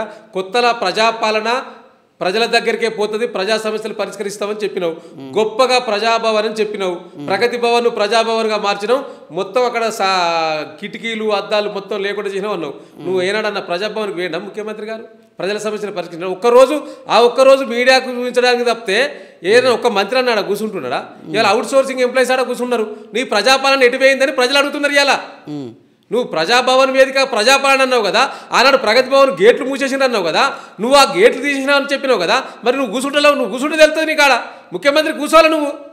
నువ్వు ఇలా మేము కట్టిన కమాండ్ కంట్రోల్లో కూర్చొని నీ సెటిల్మెంట్లు చేసుకుంటున్నావు. సెటిల్మెంట్లకు అడ్డగా కమాండ్ కంట్రోల్ మార్చుకున్నావు. లేకపోతే సెక్రటరీకి పోయే పరిస్థితి లేదు. ఇలా ముఖ్యమంత్రి గారు వారి ప్యాలెస్లో కూర్చొని జూబ్లీహిల్స్ ప్యాలెస్లో కూర్చొని అక్కడ మాట్లాడుకుంటున్నాడు, అక్కడికి పిలిపించుకుంటున్నాడు. సెక్రటరీకి పోతలేడు, కమాండ్ కంట్రోల్లో సెటిల్మెంట్లు చేసుకుంటున్నాడు. ఇది మేము చెప్తున్నది కాదు, మీ పార్టీ నాయకులే మాట్లాడుతున్నారు. అనిరుద్ధ్ రెడ్డి లాంటి వాళ్ళు, మిగతా ఎమ్మెల్యేలు మాట్లాడుతున్న తీరు, మీ మంత్రులు మాట్లాడుతున్న తీరునే నేను చెప్తున్నాను. సో కాబట్టి ఇలా ఇప్పుడు బీఆర్ఎస్ వాళ్ళు హ్యాపీగా ఉన్నట్టున్నారు కదా. జనరల్గా రేవంత్ రెడ్డి వైఫల్యాలు ఒకదాని మీద ఒకటి వస్తుంటే అబ్బా బీఆర్ఎస్ వాళ్ళు కాదు హ్యాపీగా ఉన్నది, ప్రజలు హ్యాపీగా ఉన్నారు, ప్రజలు సంతోషిస్తున్నారు. ఎందుకు సంతోషిస్తున్నారు? రాష్ట్రం ఫెయిల్ అయితే ప్రజలు ఎందుకు సంతోషిస్తారండి? ప్రభుత్వం అంటే రాష్ట్రం కదా బేసికల్గా. ప్రభుత్వం ఫెయిల్ అయితే ప్రజలు బాధపడతారు. ప్రజలు ఎందుకు సంతోషిస్తున్నారు అంటే, అరే మేము ఏదో అనుకొని గెలిపించినాం, ఏదో పొడుస్తాడు అనుకున్నాం, ఏది పొడడు పక్క పెట్టి మొత్తం దాచుకోవడం అనేది ప్రజలకు అర్థమైంది రేవంత్ రెడ్డి పరిపాలనలో. కాబట్టి ఈయన పీడ ఎప్పుడు విరిగితే బాగుండురో బాబో అని ఇలా ప్రజలు భావిస్తూ ఉన్నారు. వాళ్ళు సంతోషంగా ఉన్నారు. ఎప్పుడన్నా అవకాశం వస్తే చూస్తూ ఉంటారు. ఇప్పుడు ఆ అవకాశం జూబ్లీహిల్స్ ఎన్నికల ద్వారా వచ్చింది. తప్పకుండా ఈ ఎన్నికల్లో ఒక్క జూబ్లీహిల్స్ ప్రజలే కాదు, చాలా రాష్ట్రంలో ఉన్న వారికి పరిచయాలు ఉన్న ప్రజలతో పాటు వారికి ఉన్న కుటుంబ సభ్యులతో పాటు ఒకరికొకరు ఫోన్లు చేసుకొని చెప్తున్న సందర్భం మా కళ్ళ ముందు కనిపిస్తున్నది. ఇలా స్పష్టంగా ముఖ్యంగా హైదరాబాద్ నగర ప్రజలు ఎవరైతే రేవంత్ రెడ్డికి పాలనకు బాగా నష్టపోయినరో వాళ్ళ పాలనల వల్ల, ముఖ్యంగా వారు తీసుకొచ్చిన హైడ్రా వల్ల నష్టపోయిన ప్రజలు ఎవరైతే ఉన్నారో ఆ హైడ్రా వల్ల ప్రజలందరూ కూడా అక్కడికి వచ్చి ప్రచారం చేస్తూ ఉన్నారు. రేపు ఇక్కడ కూడా సుక్కున మీరు కాంగ్రెస్ పార్టీకి ఓటేస్తే హైడ్రాకు లైసెన్స్ ఇచ్చినట్టే అని వాళ్ళే చెప్తున్నారు. ఇలా వారు అక్కంచెలు వచ్చి ఇక్కడ చెప్తున్నారు. ఇలా ఇప్పటికే ఆ యొక్క జూబ్లీహిల్స్ పేరుకు జూబ్లీహిల్స్ సంపన్నులను చెప్తున్నాం, కానీ అక్కడ ఉండేదంతా కూడా పేద మధ్య తరగతికి సంబంధించిన ప్రజలే ఎక్కువగా బస్తీలలో ఉన్నారండి. ఆ బస్తీ వాసులంతా కూడా కంటి మీద కునుకు లేకుండా ఉన్నారు. సో కాబట్టి ఎప్పుడు ఈ హైడ్రా ఈ యొక్క రంగనాథ్ గారు వస్తారు. మొన్ననే రంగనాథ్ గారు వచ్చిపోయి వాళ్ళు పరిశీలన చేసినట్టు ఇది చెరువు శిఖంలో ఉన్నదని చెప్పి. సో కాబట్టి ఏం జరుగుతుందని చెప్పి వాళ్ళు భయపడుతున్న సందర్భం కూడా కనిపిస్తూ ఉన్నది. ఇప్పుడు HYDRAA bulldozer versus car, rowdy versus lady, ఆ తర్వాత రీజనల్ రింగ్ రోడ్ బాధితులందరినీ తీసుకొచ్చి నామినేషన్లు వేయించడము, నిరుద్యోగులందరినీ తీసుకొచ్చి నామినేషన్లు వేయించడము, దివ్యాంగులను తీసుకొచ్చి నామినేషన్లు వేయించడం. బీఆర్ఎస్ ఇంత పకడ్బందీ ఎలక్షన్ ఇయర్ని చేస్తున్నది, కాంగ్రెస్ కూడా చేయలేకపోతున్నది ఈ ఎలక్షన్ ఇయర్ని. సో ఎలక్షన్ ఇయరింగ్లో బీఆర్ఎస్ని కొట్టడం ఇంకా మా వల్ల కాదనే పరిస్థితికి కాంగ్రెస్ వచ్చిందంటారా? ఇప్పుడు ఇంతమంది నామినేషన్ వేసారంటే అది గారు ఒకసారి ఆలోచన చేసుకోవాలి. వీళ్ళకి ఆదిలోనే అంశపాద అనేది అంటారు కదా, ఆదిలోనే మొదలైంది వీరికి ఒక వ్యతిరేకత. అంటే నామినేషన్ల పర్వంలోనే మీకు ఇంతమంది వేసినంటే మీ బాధితులు ఎంతమంది మరి రాష్ట్రంలో అర్థమవుతున్నారు కదా. అంటే మీరు ఇచ్చిన హామీలను నెరవేర్చకపోవడం ఒక వంత అయితే, దీని వెనక బీఆర్ఎస్ ఉన్నది, బాధితులు లేరు. వాళ్ళంతా బాధితులండి. బీఆర్ఎస్కి ఏం సంబంధం అండి? బాధితులందరినీ ఏకం చేసి బీఆర్ఎస్ వెనక వెన్నుదన్నుగా ఉండి అసలు రైతుకు నామినేషన్ వేసేంత తెలివి ఎక్కడొచ్చింది సార్? ఇంకా మీరు అట్లా అంటారు ఏంటండి? వాళ్ళ బాధలలో వాళ్ళు యూరియా లేక, పెట్టుబడి లేక, ధాన్యం కొనుగోలు లేక వాళ్ళు నానా ఇబ్బందులు ఉంటే రైతులు వచ్చి నామినేషన్ వేసే పరిస్థితి బీఆర్ఎస్ మద్దతు లేకుండా జరుగుతుంది. మీరన్నదంటేనే ఆన్సర్ ఉన్నది. ధాన్యం కొనుగోలు కేంద్రాల్లో వారు ఇబ్బంది పడుతున్నారు అంటున్నారు కదా. ఇంకా ఇబ్బంది పడ్డలకెళ్ళి కొంతమంది జనమే, కొంతమంది రైతులే వచ్చి మా ఇబ్బందిని ఈ రకంగానైనా ప్రజల దృష్టికి తీసుకెళ్లాలి, ప్రభుత్వం దృష్టికి తీసుకెళ్లాలని చెప్పి వారు RRR బాధితులు కావచ్చు, ఫార్మాకు సంబంధించిన కావచ్చు. అసలు ఫార్మా రైతులు ఎందుకు వచ్చిందండి? గతంలో కేసీఆర్ గారు 19,000 ఎకరాలు ఫార్మా సిటీ కోసం సేకరించి పెడితే ఆనాడు వీరు ఏం చెప్పారు అసెంబ్లీ ఎన్నికల్లో? ఫార్మా సిటీని రద్దు చేసి మీ భూములు మీకు ఇప్పిస్తామని చెప్పింది ఇదే నాయకులు, ఇదే రేవంత్ రెడ్డి గారు, ఇదే బట్టి విక్రమార్క గారు, ఇదే సీతక్క గారు ప్రచారంలో భాగంగా అక్కడికి పోయి చెప్పిండ్రు. అక్కడ గెలిచిన ఎమ్మెల్యే కూడా చెప్పిండు కదా. మరి ఇవాళ ఎందుకు వారి రద్దు చేయడం పక్క పెట్టి, వారి భూములు వాళ్ళకి ఇవ్వడం పక్క పెట్టి ఇంకా అదనంగా భూములు సేకరిస్తున్నారు కదా ఫ్యూచర్ సిటీ అని చెప్పి. ఆ ఫ్యూచర్ సిటీ చుట్టూ మొత్తం మీ అన్నదమ్ములతోటి, మీ బిగ్ బ్రదర్స్ తోటి మొత్తం భూములు కొనిపిస్తూ దాన్ని మార్కెటింగ్ చేసుకోవాలి భవిష్యత్తులో అనే ఒక ఆలోచన కొద్దీ అసలు ఫ్యూచరే లేని ఫ్యూచర్ సిటీకి లక్షల 1000 కోట్లు ఖర్చు పెట్టి రోడ్లు వేస్తున్నారంటే దానికి అర్థమైంది. ఇప్పుడు మీరు మీ హయాంలో టీయాబ్ అని మీరు ఒకటి తయారు చేసుకున్నారు, మీ హయాంలో మీరు సెక్రటరియట్ కట్టారు, మీ హయాంలో అమరవీరుల స్తూపం కట్టారు, మీకంటూ కొన్ని మార్కులు తయారు చేసుకొని పెట్టుకున్నారు. తెలంగాణ బీఆర్ఎస్ పాలన అంటే ఓ ట్రేడ్ మార్క్ అయితే, మరి ఫ్యూచర్ సిటీ అనేది వాళ్ళ ట్రేడ్ మార్క్, వాళ్ళు కూడా ఓ ట్రేడ్ మార్క్ చేసుకుంటే తప్పే ఉన్నదండి, నష్టమేంది? ఇప్పుడు మంచి ఫలితాలు ప్రజలకు అందజేయాలంటే మంచి కార్యక్రమం తీసుకుంటే తప్పులేదు. కానీ అక్కడ అసలు తీసుకున్న కార్యక్రమం ఏంది, ఆ సేకరించిన భూములు ఏంది, ఆ సేకరించిన భూములను మీరు ఏం చేయదలుచుకున్నారు అనేది మీకు ఒక బ్లూ ప్రింట్ ఉన్నదా? కనీసం ఆ బ్లూ ప్రింట్ ఫస్ట్ ఏమన్నారు వీళ్ళు, ఫార్మసిటీ రద్దు అన్నారు. ఫార్మసిటీ రద్దు అయినాక కోర్టుకు పోతే కోర్టు ముట్టికాయలు వేసింది. అసలు దాన్ని సేకరించిన దానికి ప్రధాన కారణమే ఫార్మసిటీ కోసం. మీరు దాన్ని ఎట్లా రద్దు చేస్తారంటే లేదు లేదు లేదు అది ఫార్మసిటీలో కొంత మేము ఉంటుంది అని చెప్పి మిగతా కొంత భాగాన్ని ఫ్యూచర్ సిటీకి వాడతామని చెప్పి మళ్ళీ వీళ్ళు ఏదో సమాధానం చేయడానికి దాటా వేసిండ్రు. సో కాబట్టి వీళ్ళకు ఫస్ట్ ఒక ఆలోచన ముందు చూపు లేదనేది స్పష్టంగా కనిపిస్తూ ఉన్నది. ఇప్పుడు ఆలోచన ఉన్న వాళ్ళైతే ఆనాడు మేము తీసుకొచ్చిన ప్రతి పథకం, ప్రతి స్కీము, ప్రతి సేకరించిన ప్రతి భూమి, ఇలా మేము ప్రాజెక్టులు కట్టినామండి. 1000 ఎకరాలు 100 ఎకరాలు సేకరించినాం. ప్రజలకు అందజేసిన వారికి కావాల్సిన మౌలిక సదుపాయాలతో పాటు వారికి ఇవ్వాల్సిన రూల్స్ ప్రకారం, రెగ్యులేషన్ ప్రకారం 2023 యాక్ట్ ప్రకారం భూసేకరణ చేసినప్పుడు వాళ్ళకి ఇవ్వాల్సిన నష్టపరిహారం కూడా మేము ఆనాడు అందించినాము. కానీ ఇవాళ వీరేంది, నష్టపరిహారాన్ని అందించడం పక్క పెడితే ఇవాళ ఇంకా ఆ చుట్టుపక్కల భూములు సేకరించడానికి భయభ్రాంతులకు గురి చేస్తున్నారు రైతులను. ఇస్తావా సస్తావా అనే విధంగా వీళ్ళ అన్నదమ్ములు అక్కడ వ్యవహార శైలిలు చూస్తే కనిపిస్తూ ఉన్నది. మన కళ్ళ ముందు కనిపించింది కదా, అంతెందుకండి. ఈ యొక్క కొండ సురేఖ వ్యవహారంలో వేణుగోపాల స్వామి గుడికి సంబంధించిన మాన్యం 114 ఎకరాలకు సంబంధించి వీరేదో ఆ దేవాదాయ శాఖ మంత్రిగా ఉన్నారు కాబట్టి అక్కడ ఒక బిల్డరు నాకు ఒక 2 ఎకరాలు కావాలి దారి కోసం, నా యొక్క అపార్ట్మెంట్లు కడుతున్నా అని చెప్పి నీకు ఇంకా వేరే కాడ 2 ఎకరాలు ఇస్తామని అగ్రిమెంట్ కుదిరితే ఇది తెలిసిన అన్నదమ్ములు ఆనాడు ముఖ్యమంత్రి లండన్ పర్యటనలో ఎక్కడ ఉంటే అక్కడి నుంచి ఫోన్ చేయించి దాన్ని ఆపేసేసారు. అంటే చుట్టుపక్కల భూములు అగ్గకు వడ్డీకి పావుచేరు కొని భవిష్యత్తులో పెంచుకోవాలని చూస్తున్నది వీళ్ళు కదా, వీరి కుటుంబీకులు కదా. ఇలా ఎన్ని ఎకరాల భూములు వీళ్ళు హస్తగతంలో ఇట్లా చెప్పే కదా మొత్తాన్ని రియల్ ఎస్టేట్ పడిపోయింది, రియల్ ఎస్టేట్ ఖరాబ్ అయిపోయింది, రేవంత్ రెడ్డి వచ్చిన తర్వాత రియల్ ఎస్టేట్ అని. ఇప్పుడు వాస్తవానికి ఈ రాష్ట్రం భవిష్యత్తుకు ఇబ్బందిగా అసలు వాళ్ళు తయారయ్యారా, మీరు ప్రచారం చేస్తురా అన్న ఒక తేడా లేకుండా చేస్తున్నారు కదా బీఆర్ఎస్. ఇప్పుడు రియల్ ఎస్టేట్ మీరు పెంచి పోసుకున్న రాష్ట్రాన్ని మీరే ఇట్లా దుష్ప్రచారం చేయడం న్యాయమా? ఇప్పుడు భూములు బాగా రేట్లు గణనీయంగా మన 173 కోట్ల రూపాయలు ఎకరం పోయింది. ఇంతవరకు ఎక్కడన్నా పోయిందా? పోలేదు. మంచి ఇంతకంటే ఏం కావాలండి మీకు? నాకు నవ్వొస్తుంది. ఎందుకంటే ఇప్పుడు మంచిగా జూబ్లీహిల్స్ ఎన్నికలు రాబోతా ఉన్నాయి, ఇక రేపు మాపో మళ్ళీ స్థానిక సంస్థల ఎన్నికలు రాబోతాయి. పడిపోయిన రియల్ ఎస్టేట్ ను పెంచడానికి ఒక కుట్ర చేసి, ఒక మాయాజాలం చేసి అది గారు నేను చెప్పింది మొత్తం విన్నాక మీరు అడగండి. ఇప్పుడు గణనీయంగా పడిపోయిన రియల్ ఎస్టేట్ను పెంచడానికి వాళ్ళని పిలుచుకొని ముందే మాట్లాడుకొని ఒక మాయాజాలం చేసి ఇవాళ దాన్ని ఒకటే ఎకరానికి 177 కోట్లు వేడి అని చెప్పిండ్రు కదా. నేను ఒక్కటి అడుగుతా, దీనికంటే 2 నెలల 3 నెలల ముందే హెచ్ఎండిఏ పరిధిలోని హైదరాబాద్ శివార్లో 103 ప్లాట్లు వేలం పెట్టిండ్రండి హెచ్ఎండిఏ పరిధిలో. సో ఇది ఎక్కడిది? ఇది 103 ప్లాట్లు వేలం పెడితే దాంట్లో ఎన్ని అంటే 3 ప్లాట్లు మాత్రమే అమ్ముడు పోయినాయి. 103 పెడితే 3 పోయినాయి. 500 కోట్లు వస్తాయి అనుకుంటే 38 కోట్లు వచ్చినాయి. మరి ఎందుకో అక్కడ ఎందుకో రియల్ ఎస్టేట్ పెరగలేదు? నువ్వు నీకు సంబంధించిందే కదా, హెచ్ఎండిఏకి సంబంధించింది కదా. పాల్గొనకుండా మీరు కుట్ర చేసిరేమో మరి. అంటే ఇప్పుడు అమ్ముడు పోలేదంటే బీఆర్ఎస్ కుట్ర, ఏదో 177 కోట్లకు పోయిందంటే అది కూడా బీఆర్ఎస్ కుట్ర. అమ్మితున్నామో మీరు లోపాయకారిగా మాట్లాడుకొని చేసిర్రు అని ఎంట్రీ. అమ్ముడు పోలేదంటే మరి ఇప్పుడు రియల్ ఎస్టేట్ నిజంగా నేనేమంటున్నా అంటే ఇప్పుడు కల్పితం కాకుంటే నిజంగా అమ్ముడు పోయి ఉంటే మరి అంతకన్నా నెల రోజుల ముందు 15 రోజుల ముందు అమ్మిన ప్లాట్లో అమ్ముడు పోవు. నువ్వు 1 ఎకరం అమ్మితే 177 కోట్లు వేయంటే నువ్వు ఏం చెప్పదలుచుకున్నావు ప్రజానికానికి? రియల్ ఎస్టేట్ పడిపోలేదు, రియల్ ఎస్టేట్ బ్రహ్మాండంగా పెరిగిందని చెప్పడానికి కదా ఇదంతా. అది మంచిదా కాదా? రియల్ ఎస్టేట్ పెరిగిందని చెప్పడం మంచిదా? రియల్ ఎస్టేట్ నిజంగా పెరిగితే మంచిది. నువ్వు టెక్నాలజీ మన న్యాచురల్గా పెరిగితే మంచిదే, ప్రజలకు ఉపయోగపడుతుంది. కానీ నువ్వు న్యాచురల్గా సృష్టించినావు, నువ్వు సృష్టించి ఇది పెరిగిందని ఒక భ్రమ కల్పించడానికి ఒక మాయాజాలం చేసినావు అన్నట్టు స్పష్టంగా కనిపిస్తున్నది కదా. కేసీఆర్ గారు కూడా అంతకుముందు మాట్లాడుతూ ఏమైనా అప్పులు ఉన్నా తప్పులు ఉన్నా ఇంట్లో మాట్లాడుకోవాలరా, అది బయటికి చెప్పొద్దు. బయటికి ఏం చేయాలంటే బ్రహ్మాండంగా ఉన్నామని చెప్తే 2 రూపాయలు అప్పిస్తాడు, దాంతో మనం ఎదగాలి అని కేసీఆర్ గారు కూడా అద్భుతమైన అదే చెప్పారు, ఎట్లా ఎదగడము అనేది.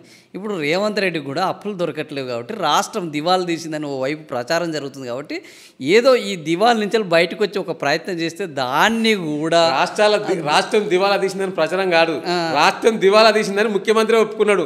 అప్పు కోతం పోతే చెప్పులు ఎత్తుకపోయాడు వచ్చిందని చెప్పి ఢిల్లీకి పోతే చెప్పి ముఖ్యమంత్రి రూపాయి అప్పు కూడతలేదు, నన్ను సగానికి చీర్చినా నా దగ్గర రూపాయి లేదని చెప్పి ఆయన అన్నాడు. ఏది ఆయన మారొద్దా ఉద్యోగ ఉపాధ్యాయులతోటి? ఇక రేవంత్ రెడ్డి మారొద్దా? ఇది డెవలప్ అయిందని చెప్పొద్దా? ఇక ఖజానాని పెంచే పని చేయొద్దా?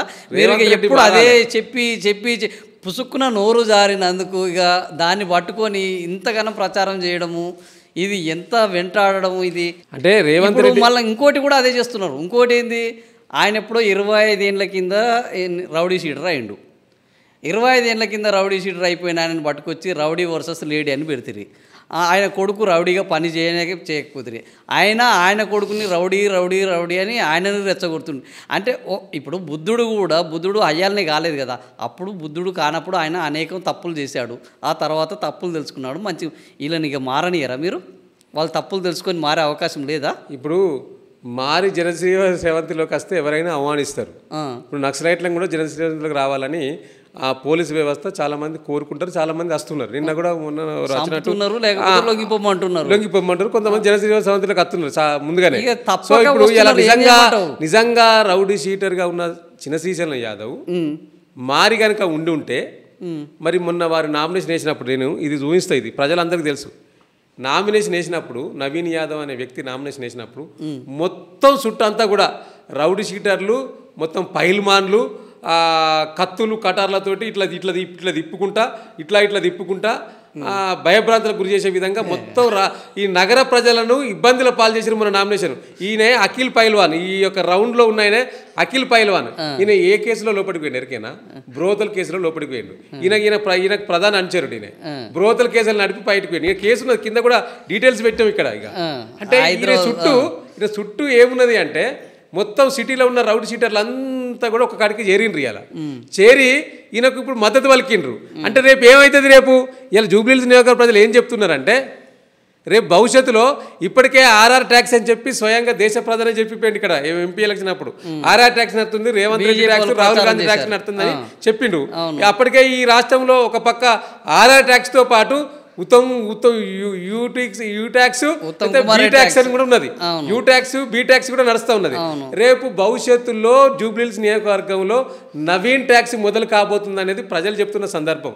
అంటే వారు అనుచరులు పాన్ డబ్బా కాడికి పోయి, కిరాణా షాప్ కాడికి పోయి ఇష్టం వచ్చినట్టు బెదిరించి పైసలు వసూలు చేస్తారని వారు చెప్తున్న సందర్భం కళ్ళ ముందు కనిపిస్తూ ఉన్నది కదా. ఇలా మేము చెప్తున్నది కాదు, ఇలా రౌడీ షీటర్ అని మేము అంటున్నది కాదు. బైండ్ ఓవర్ చేస్తే వాళ్ళ కుటుంబ సభ్యులు ఇద్దరు బైండ్ ఓవర్ అయినారు కదా, వాళ్ళ కుటుంబ సభ్యులు. ఇవన్నీ రాజకీయ కక్షల నేపథ్యంలో అప్పుడు చంద్రబాబు నాయుడు, ఆ తర్వాత రాజశేఖర రెడ్డి వీళ్ళందరూ పెట్టించినవి. చంద్రబాబుకు దగ్గర ఉన్నప్పుడు రాజశేఖర రెడ్డికి దగ్గర ఉన్నప్పుడు చంద్రబాబు నాయుడు. ఇవి రాజకీయ ఎందుకో పెట్టిస్తే మీరు ఎందుకో తీయించుకోలేకపోయారు. ఇప్పుడు నీకు ఒకటి చెప్పాను ఎగ్జాంపుల్, నా మీద కూడా రౌడీ షీట్ నమోదైంది తెలంగాణ ఉద్యమంలో. ఏ ఘటనలో అంటే 2012లో అప్పటి ముఖ్యమంత్రి వినండి, దేనికోసం నమోదైందని చెప్తున్నాను. ఎగ్జాంపుల్ ఓవరాల్ గా లెక్కలలో 2012లో అప్పటి ముఖ్యమంత్రి కిరణ్ కుమార్ రెడ్డి వరంగల్ కు కాకతీయ ఉత్సవాలకు వచ్చిండు. ఆయన అప్పుడు ఆ బస్సుకు అడ్డం పోయి నినాదాలు ఇచ్చినాం, జై తెలంగాణ నినాదాలు ఇచ్చినాం. జై తెలంగాణ నినాదాలు ఇస్తే నాతో పాటు 6 పైన రౌడ్ షీట్ నమోదు చేసాం.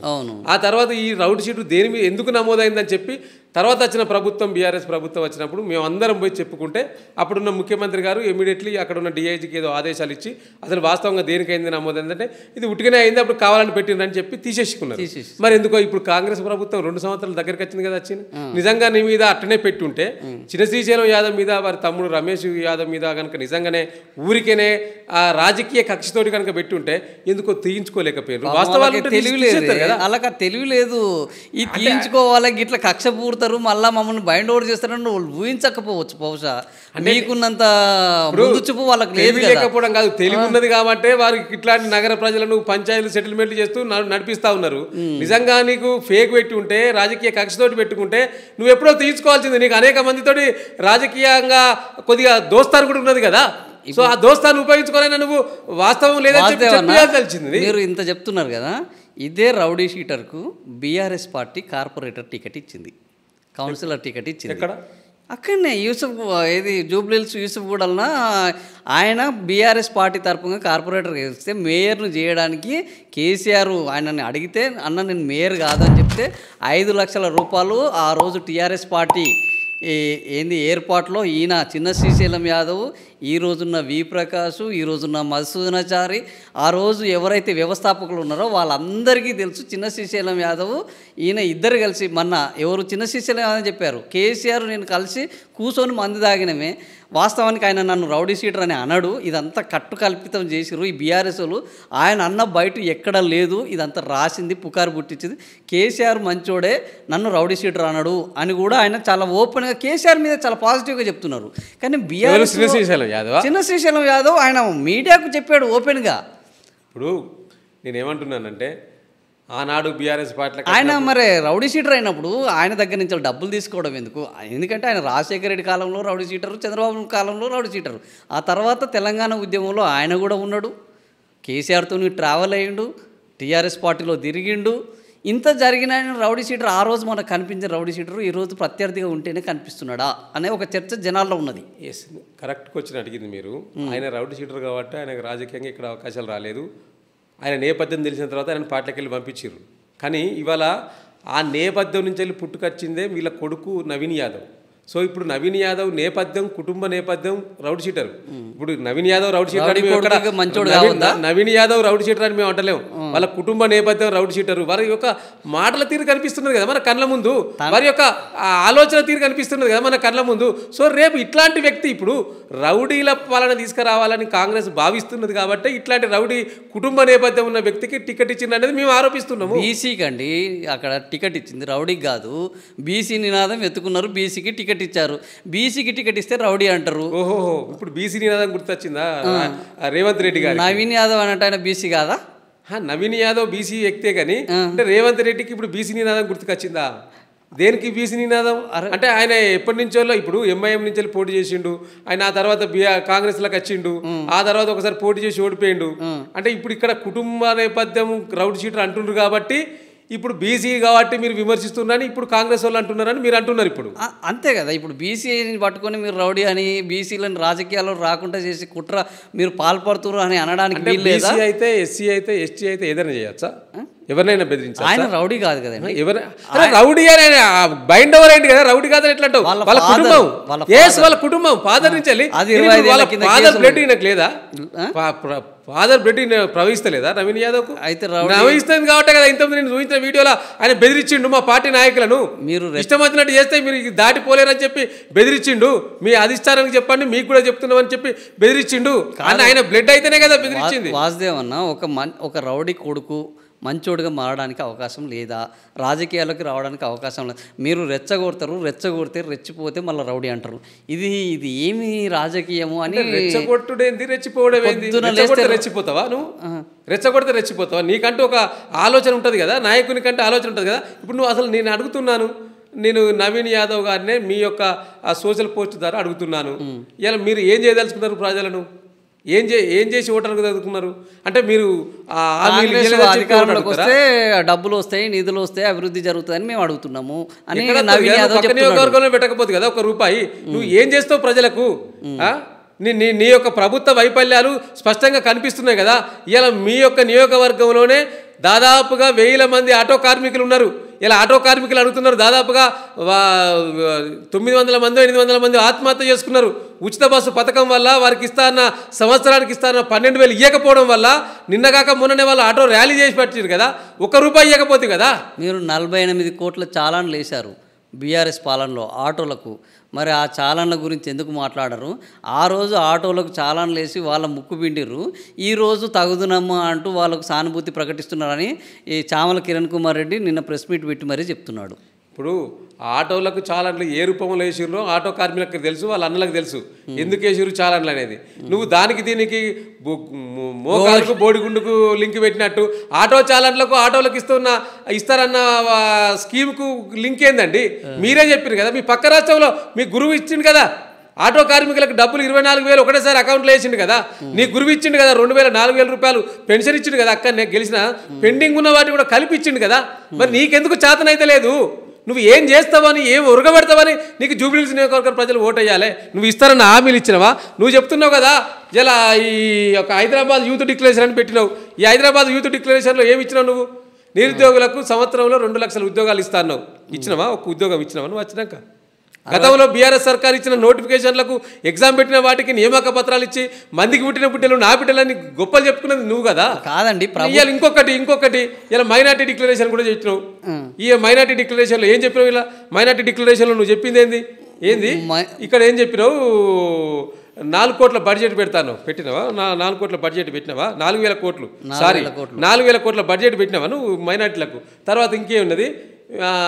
1000 కోట్లు పెట్టి ప్రతి సంవత్సరం 1000 కోట్లు పెట్టాట రుణాలు ఇస్తా అన్నావు. 1000 కోట్లు పెట్టి రుణాలు ఇస్తా అన్నమాట. ఈ ఇండనే పెట్టినావు. ఇంట్లోనే ఈ మైనార్టీ డిక్లరేషన్లో చెప్పినావు కదా, ఏ ఒక్కటి అమలు పరిచినావు? ఎందుకు మైనార్టీలు నీకు ఓట్లు వేయాలి? నువ్వు ఇస్తాన షాదీ ముబారక్ ఇస్తున్నావా? గతంలో ఇస్తున్న షాదీ ముబారక్ ఇచ్చినావా? వారికి ఇస్తాన తోపా ఇస్తున్నావా? మైనార్టీలకు ఆనాడు క్రిస్మస్ పండుగ వచ్చిందంటే ఉచితంగా బట్టలు పంపిణీ చేసేది. నువ్వెందుకో చేస్తలేవు. క్రిస్టియన్స్కి బట్టలు పంపిణీ చేసేది ఎందుకో చేస్తలేవు. దసరా పండుగ వస్తే, దీపావళి మన బతుకమ్మ పండుగ వస్తే చీరలు ఇచ్చినావు, నువ్వెందుకో ఇయ్యలేదు. నీకెందుకో చేత కాలేదు. నువ్వు ఇయ్యాలా? ఇంకా నువ్వు ప్రజలను ఏమార్చడానికి మళ్ళీ బయలుదేరినావు కాబట్టి ప్రజలు చాలా విఘ్నులు, ఓటర్స్ చాలా విఘ్నులు కాబట్టి చైతన్యవంతులైనరు కాబట్టి ఆ చైతన్యాన్ని ఈ జూబ్లీహిల్స్ ఎలక్షన్లో ప్రదర్శించాలని మేము చెప్తా ఉన్నాం.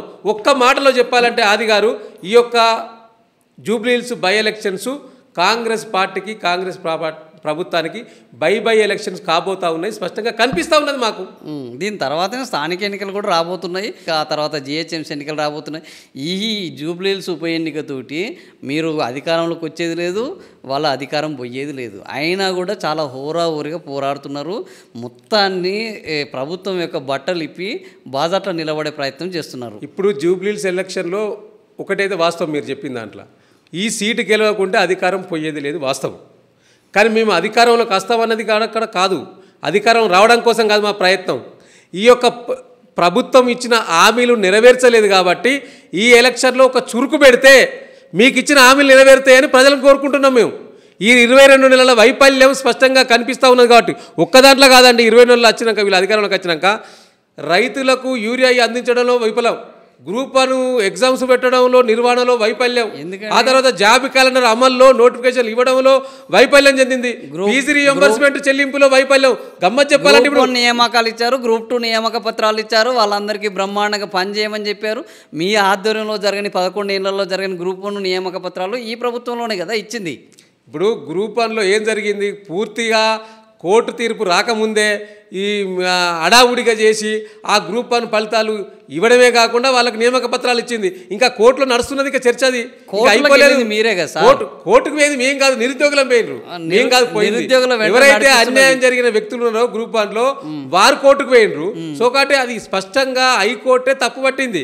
ఆ తప్పు పట్టిన దాన్ని మళ్ళీ మీరు ఏదో చేసి దాన్ని ఇమీడియట్లీ దాన్ని స్టేజ్ తీసుకొచ్చి ఆ స్టేలో ముందుగా ఇమీడియట్లీ పత్రాలు ఇస్తే అయిపోతుంది అనుకున్నారు. మహారాష్ట్రలో కూడా గట్టిగా జరిగింది. ఎగ్జామ్ వాళ్ళు ఆల్రెడీ జీతాలు తీసుకున్నాక కూడా రద్దు జరిగినాయి. సో రేపు ఇది ఏం జరుగుతుందో ముందు చూస్తాం. అది రద్దు అవుతుందా, ప్రభుత్వానికి మొట్టికాయలు పడతాయా చూస్తాం. వీళ్ళ వైఫల్యం స్పష్టంగా కనిపిస్తుంది. అన్నిట్లో వైఫల్యాలు ఉన్నది. మహిళలకు 2500 చెల్లించడంలో వైఫల్యం ఉన్నది.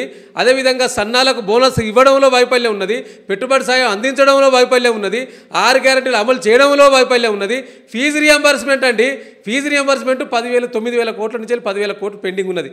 వారు ఇప్పుడు 3వ తారీఖు నుంచి రాష్ట్ర వ్యాప్తంగా బంద్కు పిలిపించారు వాళ్ళు. సార్ అందులో 4,000 కోట్లు కాంగ్రెస్ పార్టీ అయితే 6,000 కోట్ల రూపాయలు బీఆర్ఎస్ వాళ్ళే పెండింగ్ అని చెప్తున్నారు. మీరు పెట్టిన పాపం మేము మోస్తున్నాము, మళ్ళీ మమ్మల్ని ఆదిగారు ప్రభుత్వాలు మారినప్పుడల్లా గత ప్రభుత్వాలు పెట్టిన పెండింగ్ను క్లియర్ చేయడం ఆ ప్రభుత్వం యొక్క విధి. గతంలో రాజశేఖర రెడ్డి గారు మేము ఉమ్మడి ఆంధ్రప్రదేశ్లో పెట్టిన పెండింగ్స్ బిల్స్ను కూడా మేము వచ్చినాక చెల్లించిన 5,000 కోట్లు ఏమో పెండింగ్ ఉంటే మేము చెల్లించినామండి. వీళ్ళు చెల్లించాలి అంటున్నారు సభవే. మరి మీరిచ్చిన నోటిఫికేషన్లకు వాళ్ళు నియామక పత్రాలు ఇస్తున్నామో మా బిడ్డలకు పుట్టిందని మీరు ఎత్తుకొని తిరుగుతుంటారు. మీ పెండింగ్ బిల్లులను మాత్రం చెల్లించాలనే విషయంలో మాత్రం ప్రభుత్వాలు కంటిన్యూస్ ప్రాసెస్. ప్రభుత్వం మారినప్పుడు గత ప్రభుత్వం ఇచ్చిన నోటిఫికేషన్, గత ప్రభుత్వం ఇచ్చిన ఎగ్జామ్ నువ్వు ఇచ్చిన ఎట్లా చెప్పుకుంటావు అంటున్నా నేను. మా ప్రభుత్వంలో నియామక పత్రాలు 60,000 మందికి ఇచ్చినామని చెప్తున్నారు. నువ్వు పెట్టలేదు, నీ చెమట ఎక్కడ గారింది? నువ్వు నోటిఫికేషన్ ఇచ్చినావా? ఆర్థిక క్లియరెన్స్, ఆ ఫైనాన్స్ క్లియరెన్స్ ఇచ్చింది మేము, నోటిఫికేషన్ ఇచ్చింది మేము. కాబట్టి ఆ ప్రభుత్వంలో ఇచ్చినా ఈ ప్రభుత్వంలో మేము నియోజకవర్గం ఇచ్చాం చెప్పు. నువ్వు అట్లా చెప్పకుండా ఆ మొత్తం 60,000 ఉద్యోగాలు మేమే ఇచ్చినాం, నువ్వు ఇచ్చినాక వచ్చిన ఉద్యోగాలు 6,000 మాత్రమే. ఇది మేము చెప్తున్నది కాదు, అశోక్ నగర్ సెంటర్లో నిరుద్యోగులు చెప్తున్న మాట. నీకు అంత దమ్ము ధైర్యం ఉంటే ఒకసారి అశోక్ నగర్లో వెళ్ళండి. ఆనాడు రాహుల్ గాంధీ గారిని తీసుకొని పెరిగినావు కదా, ఈనాడు రేవంత్ రెడ్డి గారు మీరు వెళ్ళి ఒక మీటింగ్ పెట్టండి. నీకు నిజంగా నికార్సుగా నిజాయితీగా నిరుద్యోగులకు ఉద్యోగాలు ఇచ్చిన మాట వాస్తవమైతే ఆ నిరుద్యోగులతో చెప్పండి, అక్కడికి పోయి ఒక మీటింగ్ పెట్టండి, మీ మంత్రివర్గం పోండి. మీకు చేతన కాకుంటే అరే ఒక్కరోజు వాళ్ళకి అపాయింట్మెంట్ ఇచ్చింది లేదు, ఒక్కరోజు వారితో మాట్లాడింది లేదు, పాపాన పోలేదు. ఇలా ఇచ్చిన మాటలు మొత్తం పక్కకు పెట్టి ఉస్మానియా యూనివర్సిటీ నడిగడ్డ మీద వెళ్ళి ఆర్ట్స్ కాలేజ్ ముందట విద్యార్థులతోటి సమావేశం పెట్టి విద్యార్థులను మెప్పించి వాళ్లకు హామీలు ఇచ్చి వచ్చాడు సీఎం రేవంత్ రెడ్డి. ఇంకా ఇంతకు ఏం హామీలు ఇచ్చినావు నువ్వు? ప్రజాపాలన అని చెప్పి ఆ ప్రజాపాలనలో విద్యార్థులు ఎక్కడికెక్కడ ముందస్తు అరెస్టులు చేయించి మొత్తం బారికేడ్స్ పెట్టించుకొని పగడిబందిగా మొత్తం పోలీసు వ్యవస్థను మోహరించి నువ్వు మీటింగ్ పెట్టుకున్నావు. మరి ఈ ప్రజాపాలన జరిగేది గదేనా? నువ్వు ఉస్మానియా యూనివర్సిటీకి నువ్వు రా, పోలీసు బందోబస్తు లేకుండా లేకపోతే బారికేడ్స్ పెట్టకుండా రా, నువ్వు క్యాంపస్కి కదా నువ్వు వచ్చింది. ముఖ్యమంత్రులు అట్లా ఎక్కడన్నా వస్తారా సార్? ముఖ్యమంత్రులు భద్రత లేకుండా వస్తామంటే అసలు భద్రతా విభాగం వాళ్ళు వీళ్ళని పంపిస్తారా? ఇది సాధ్యమయ్యే పనేనా? భద్రత పెట్టుకొని నువ్వే అన్నావు కదా, నువ్వు ఎవరిని అరెస్ట్ చేయవు, ప్రజాపాలన నువ్వే అన్నావు కదా. నువ్వు ఉస్మానియా క్యాంపస్ కు ఎందుకు బారికేడ్స్ పెట్టుకున్నావు? మరి బీఆర్ఎస్ వాళ్ళు మీద పడేటట్టున్నారు. బీఆర్ఎస్ వాళ్ళు కాదు పడేది, నిరుద్యోగులు పడతారు. నువ్వు క్యాంపస్కి వచ్చినప్పుడు నిరుద్యోగులు నీ ఎంబడి పడతారు. నీ ఎంబడి పడి వెంటపడి కొట్టడానికి సిద్ధంగా తయారై ఉన్నారు. ఎవరైతే నీ యొక్క ఇచ్చిన హామీలతోటి మోసపోయి దగాపోయి ఉన్నారో వారందరూ కూడా నువ్వు ఎక్కడ కనిపిస్తావో, ఎక్కడ నీ మాట తీరు వినిపెడుతుందో అని చెప్పి వారు కాసుకొని కూర్చుంటున్న సందర్భం మనం కళ్ళ ముందు కనిపిస్తూ ఉన్నది. నీ వైఫల్యాలు వారు ఎండగడుతున్నారు కాబట్టి ఆ భయపడి ఆ భయానికి లోనై నీ మొత్తం చుట్టూ పోలీసు వ్యవస్థను లేకపోతే ఈ యొక్క కంచెలను పెట్టుకొని నడిపిస్తూ ఉన్నట్టు కనిపిస్తున్నది కదా నీకు పాలనలో. ఒకటి ఏ వర్గం హ్యాపీగా ఉన్నదండి? నేను అడుగుతా ఉన్నాను, ఈ యొక్క 22 నెలల పాలనలో కాంగ్రెస్ పాలనలో రేవంత్ రెడ్డి పాలనలో ఏ వర్గం సంతోషంగా ఉన్నదో చెప్పగలరా? ఆ సంతోషం వర్గాన్ని ముందుకొచ్చి మాట్లాడేయండి, ఒకసారి తెలిసిపోతుంది. కాబట్టే మీ యొక్క పాలనలో అన్ని వర్గాల ప్రజలు మోసగించబడ్డరు, మోసపోయిండ్రు. కాబట్టే ఆ మోసానికి పగ తీర్చుకోవడానికి, కసి తీర్చుకోవడానికి ఈ మొక వచ్చింది జూబ్లీహిల్స్ వెనుక. కాబట్టి ఆ మొకలో అవన్నీ తీర్చడానికి, ఆ కసి తీర్చడానికి సిద్ధంగా ఉన్నారు ప్రజలు. ఇప్పుడు మీ టాపిక్ వద్దాం సార్. ఇప్పుడు దివ్యాంగులకు సంబంధించి ఈ ఎన్నికలలో మీ డిమాండ్ ఏంది? దివ్యాంగులకు సంబంధించి ఈ ప్రభుత్వం ఆల్రెడీ వాళ్ళు 4,000 పెన్షన్ వాళ్ళకి అందరికంటే ఎక్కువగా 4,000 పెన్షన్ వాళ్ళకి అందిస్తున్నారు. దివ్యాంగులు ఎక్కడ కూడా ఇబ్బంది పడట్లేదు. దివ్యాంగులు అందరూ మాతోటే ఉన్నారు. అంటే ఒక్కటి ఇప్పుడు మనం తెలుసుకోవాల్సింది ఏంటంటే, మీరు ఎన్నికలప్పుడు ఏం హామీ ఇచ్చారండి దివ్యాంగులకు? ఇంకో ఇది వాళ్ళ మేనిఫెస్టో, ఇది కాంగ్రెస్ మేనిఫెస్టో, దివ్యాంగుల సంక్షేమానికి సంబంధించిన మేనిఫెస్టో.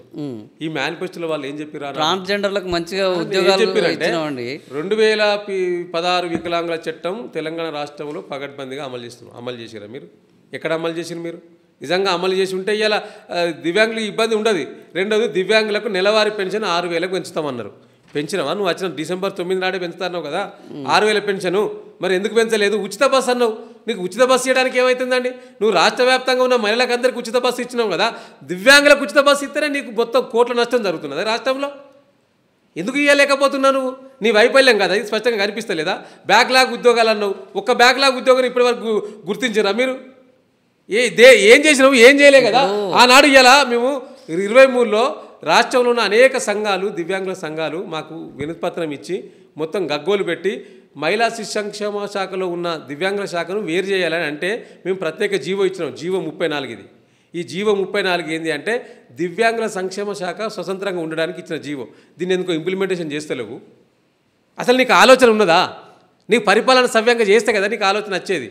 నువ్వు ఒకసారి రివ్యూ చేస్తే కదా ఆలోచన వచ్చేది. ఏం చేసినావని? అందుకనే ప్రజలకు ముఖ్యంగా ఈ యొక్క జూబ్లీహిల్స్ నియోజకవర్గంలో దాదాపుగా 3,000 ట్రాన్స్జెండర్లు రేవంత్ రెడ్డికి పాలాభిషేకం చేశారండి. ఈ రాష్ట్రంలో ట్రాన్స్జెండర్లకు శిక్షణ ఇప్పించి వాళ్ళని పోలీస్ కానిస్టేబుల్గా, ట్రాఫిక్ కానిస్టేబుల్గా పెడితే ఇంకా ఇంతకు మించి దివ్యాంగులు ట్రాన్స్జెండర్లకు కొంతమందికి నువ్వు ఉద్యోగాలు ఇస్తే కాదు, ట్రాన్స్జెండర్లు ఒక భాగం దీంట్లో. ఈ రాష్ట్రంలో 10 లక్షలకు పైగా రాష్ట్రంలో దివ్యాంగులు ఉన్నారు. అందులో సదరం సర్టిఫికెట్ రేషియో తీసుకున్నా 7 లక్షలు ఉన్నారు. నువ్వు ఇస్తున్న పెన్షన్ తీసుకున్నా 5 లక్షల మంది ఉన్నారు. ఈ 5 లక్షల మందికి దివ్యాంగుల బాకీ కార్డు ఎంతమందికి బాకీ పడ్డవో అనేది ఇలా దివ్యాంగుల దగ్గరికి వెళ్ళి ఈ బాకీ కార్డు మేము ఇస్తున్నాం, గుర్తు చేస్తూ ఉన్నాం. ఇప్పుడు నెలకు 6,000 రూపాయలు 23 నెలలు అవుతుంది అధికారంలోకి వచ్చి 46,000 రూపాయలు బాకీ ఉన్న ఒక్కొక్క దివ్యాంగునికి ఆ 46,000 చెల్లించినాకనే నువ్వు ఓటు అడగాలి. అదే విధంగా ఇలా ప్రభుత్వ అన్ని శాఖలలో బ్యాక్లాగ్ భర్తీలో బాకీ ఉన్నది, ఆర్టీసీలో బాకీ పడ్డావు, ఉచిత బస్సు బాకీ పడ్డావు. ఇవన్నిటిని కూడా మేము గుర్తు చేస్తా ఉన్నాం ఇలా రాష్ట్రంలో. మీరు గుర్తు చేయకపోతే విచిత్రంగా, గుర్తు చేస్తే విచిత్రం ఉంది. ప్రతిపక్షంగా మీరు ఎలాగో గుర్తు చేస్తారు, ఎట్లాగో తప్పులను ఎత్తి చూపుతారు, లేని తప్పులను కూడా మీద ఎత్తేస్తారు. ఇప్పుడు మీరు 4.5 లక్షల కోట్లు చేసిన అప్పు చేయకపోతే మేము చెప్పిన అన్నీ చేసేవాళ్ళం. ఆ 4.5 కోట్ల అప్పులను తీర్చలేక వాటికి వడ్డీలు కట్టలేక మీరు మళ్ళీ అప్పు అనద్దండి. ఎందుకంటే నేను అప్పుకు డెఫినేషన్ ఇచ్చిన ఇప్పటికే. ఎందుకు అప్పు చేసినాం, ఈ రాష్ట్రం కొత్తగా వచ్చిన సందర్భంలో అప్పు చేసి ఆస్తులు సృష్టించడం, లక్షల కోట్లు ఆస్తులు ఈ రాష్ట్రానికి సృష్టించినామండి. ఇలా వీళ్ళు కులుకుతున్న ఆఫీసులన్నీ కూడా కేసీఆర్ హయాంలో కట్టించినాయే. నువ్వు వచ్చినాక 2.5 లక్షల కోట్లు అప్పు చేసినావు కదా, ఈ 22 నెలల్లో ఏం కట్టించినావు, ఏం నిర్మించినావు చెప్పగలుగుతావా? ప్రజలకు చెప్పండి. నువ్వు ఏ ఒక్క కార్యాలయం నిర్మించినావు, ఏ ప్రాజెక్టుకు శంకుస్థాపన చేసినావు, ఏ ప్రాజెక్టు పూర్తి చేసినావు, ఒక ఇటుక వేల్చింది ఎక్కడ, ఇల్లు కట్టింది ఎక్కడ చూపించు నువ్వు. ఈ హైదరాబాద్ నగరంలో ఈ జూబ్లీహిల్స్ నియోజకవర్గంలో 3,600 మందికి డబుల్ బెడ్రూమ్లు ఇచ్చినాం మేము కొల్లూరులో. ఇక్కడ ప్లేస్ లేకుంటే కట్టించిన కాడ ఈ 3,600 డబుల్ బెడ్రూమ్లు ఇచ్చినాం. నువ్వు ఇచ్చినవా? ఒక డబుల్ బెడ్రూమ్ ఈ నగరంలో ఒకరికి అందజేసినవా? ఒకటి కట్టినవా? మా స్కీమే డబుల్ బెడ్రూమ్. నువ్వు మూసీ ప్రాజెక్టులో బాధితులైన వారికి ఇమ్మీడియట్లీ ఖాళీ చేయించి మేము కట్టించిన డబుల్ బెడ్రూమ్లు ఇచ్చినావు నువ్వు. మూసీకి సంబంధించి నీకు ఆలోచన లేదు, ఒక ముందు చూపు లేదు. అంటే అది కేసీఆర్ జేబుల నుంచి ఇవ్వలేదు కదా, ప్రభుత్వం నుంచే ఇచ్చారు, ప్రభుత్వ ఖజానా నుంచి ఇచ్చారు, మేము ప్రజలకే ఇచ్చాము. ఎవరు కూడా జేబులకు వెళ్ళి ఇయ్యరండి, కార్యకర్తలకు ప్రభుత్వం నుంచి చేయవలసింది చేయలేదు. నీకు ఆలోచన లేదు చేయడానికి, నీకు ముందు చూపు లేదు. ముందు చూపు ఉంటే ఫస్ట్ వాళ్ళకు మౌలిక వసతులు కల్పించి వాళ్ళకి ఒక చట్ట ప్రకారం ఇవ్వాల్సిన హక్కులను ఇచ్చి ఆ తర్వాత వాళ్ళని ఖాళీ చేయించాలి. నీకు నిజంగా వారు కనుక చెరువుశిఖంలో ఉన్నా, మూసి పరివాహక ప్రాంతంలో నీకు అడ్డం ఉన్నా వారికి ఇవ్వాల్సింది ఇచ్చినాక నువ్వు ఖాళీ చేయించు. ఆనాడు కేసీఆర్ గారు కూడా చాలా ఆలోచన చేసిండు. ఏది చేయాలి ప్రియారిటీ వైజ్గా చేసుకుంటూ వచ్చిండు. ఈ రాష్ట్ర ప్రజలకు కావాల్సింది ఏంటి? ఫస్ట్ నీరు కావాలి, నీళ్ళ సౌకర్యం ఇవ్వాలి. రైతులు ఇబ్బంది పడతా ఉన్నారు, వాళ్ళను బ్రహ్మాండంగా తయారు చేయాలి. చేసినాక ఇంకొక వర్గానికి పోవాలి. నీళ్లు, నిధులు, నియామకాల కోసం ఈ రాష్ట్రాన్ని సాధించుకున్నాం కాబట్టి నీళ్ళ కోసం ప్రాజెక్టులు నిర్మాణం చేసిండు. నిధుల కోసం బ్రహ్మాండంగా 2,90,000 కోట్ల బడ్జెట్ పెట్టి ఆ నిధులను ఖర్చు పెట్టే దిశగా ఆలోచన చేసిండు. ఉద్యోగాలు ఇచ్చుకున్నాడు. ఎక్కడైతే ఇబ్బంది పాలైనామో, ఎక్కడైతే పక్క రాష్ట్రం వాళ్ళు ఉద్యోగాలు కొల్లగొట్టిండ్రో ఆ యొక్క పక్క రాష్ట్రాల వాళ్ళు ఉద్యోగాలు కొల్లగొట్టకుండా 95% తెలంగాణ వారికి ఉద్యోగాలు కల్పించే విధంగా రాష్ట్రపతి దగ్గర నిబంధనలు తీసుకొచ్చి ఇలా దాన్ని ఇన్ని బాగా చేశారు కదా సార్, మీరు ఇంత అద్భుతంగా చెప్తున్నారు. మరి ఎందుకు ప్రజలు మనని ప్రతిపక్షంలో కూర్చోబెట్టారు? ఇప్పుడు నేనేమంటున్నా, ఈ యొక్క కాంగ్రెస్ ప్రభుత్వం అలవి కాని హామీలు ఇచ్చి ప్రజలను ఏమార్చి ప్రజలు అనుకున్నారు అయ్యో చేస్తాడేమో. ఇప్పుడు కేసీఆర్ గారు 2,000 పెన్షన్ ఇచ్చిండు. నేను వచ్చినాక పెద్దమ్మ 4,000 ఇస్తా అన్నాడు.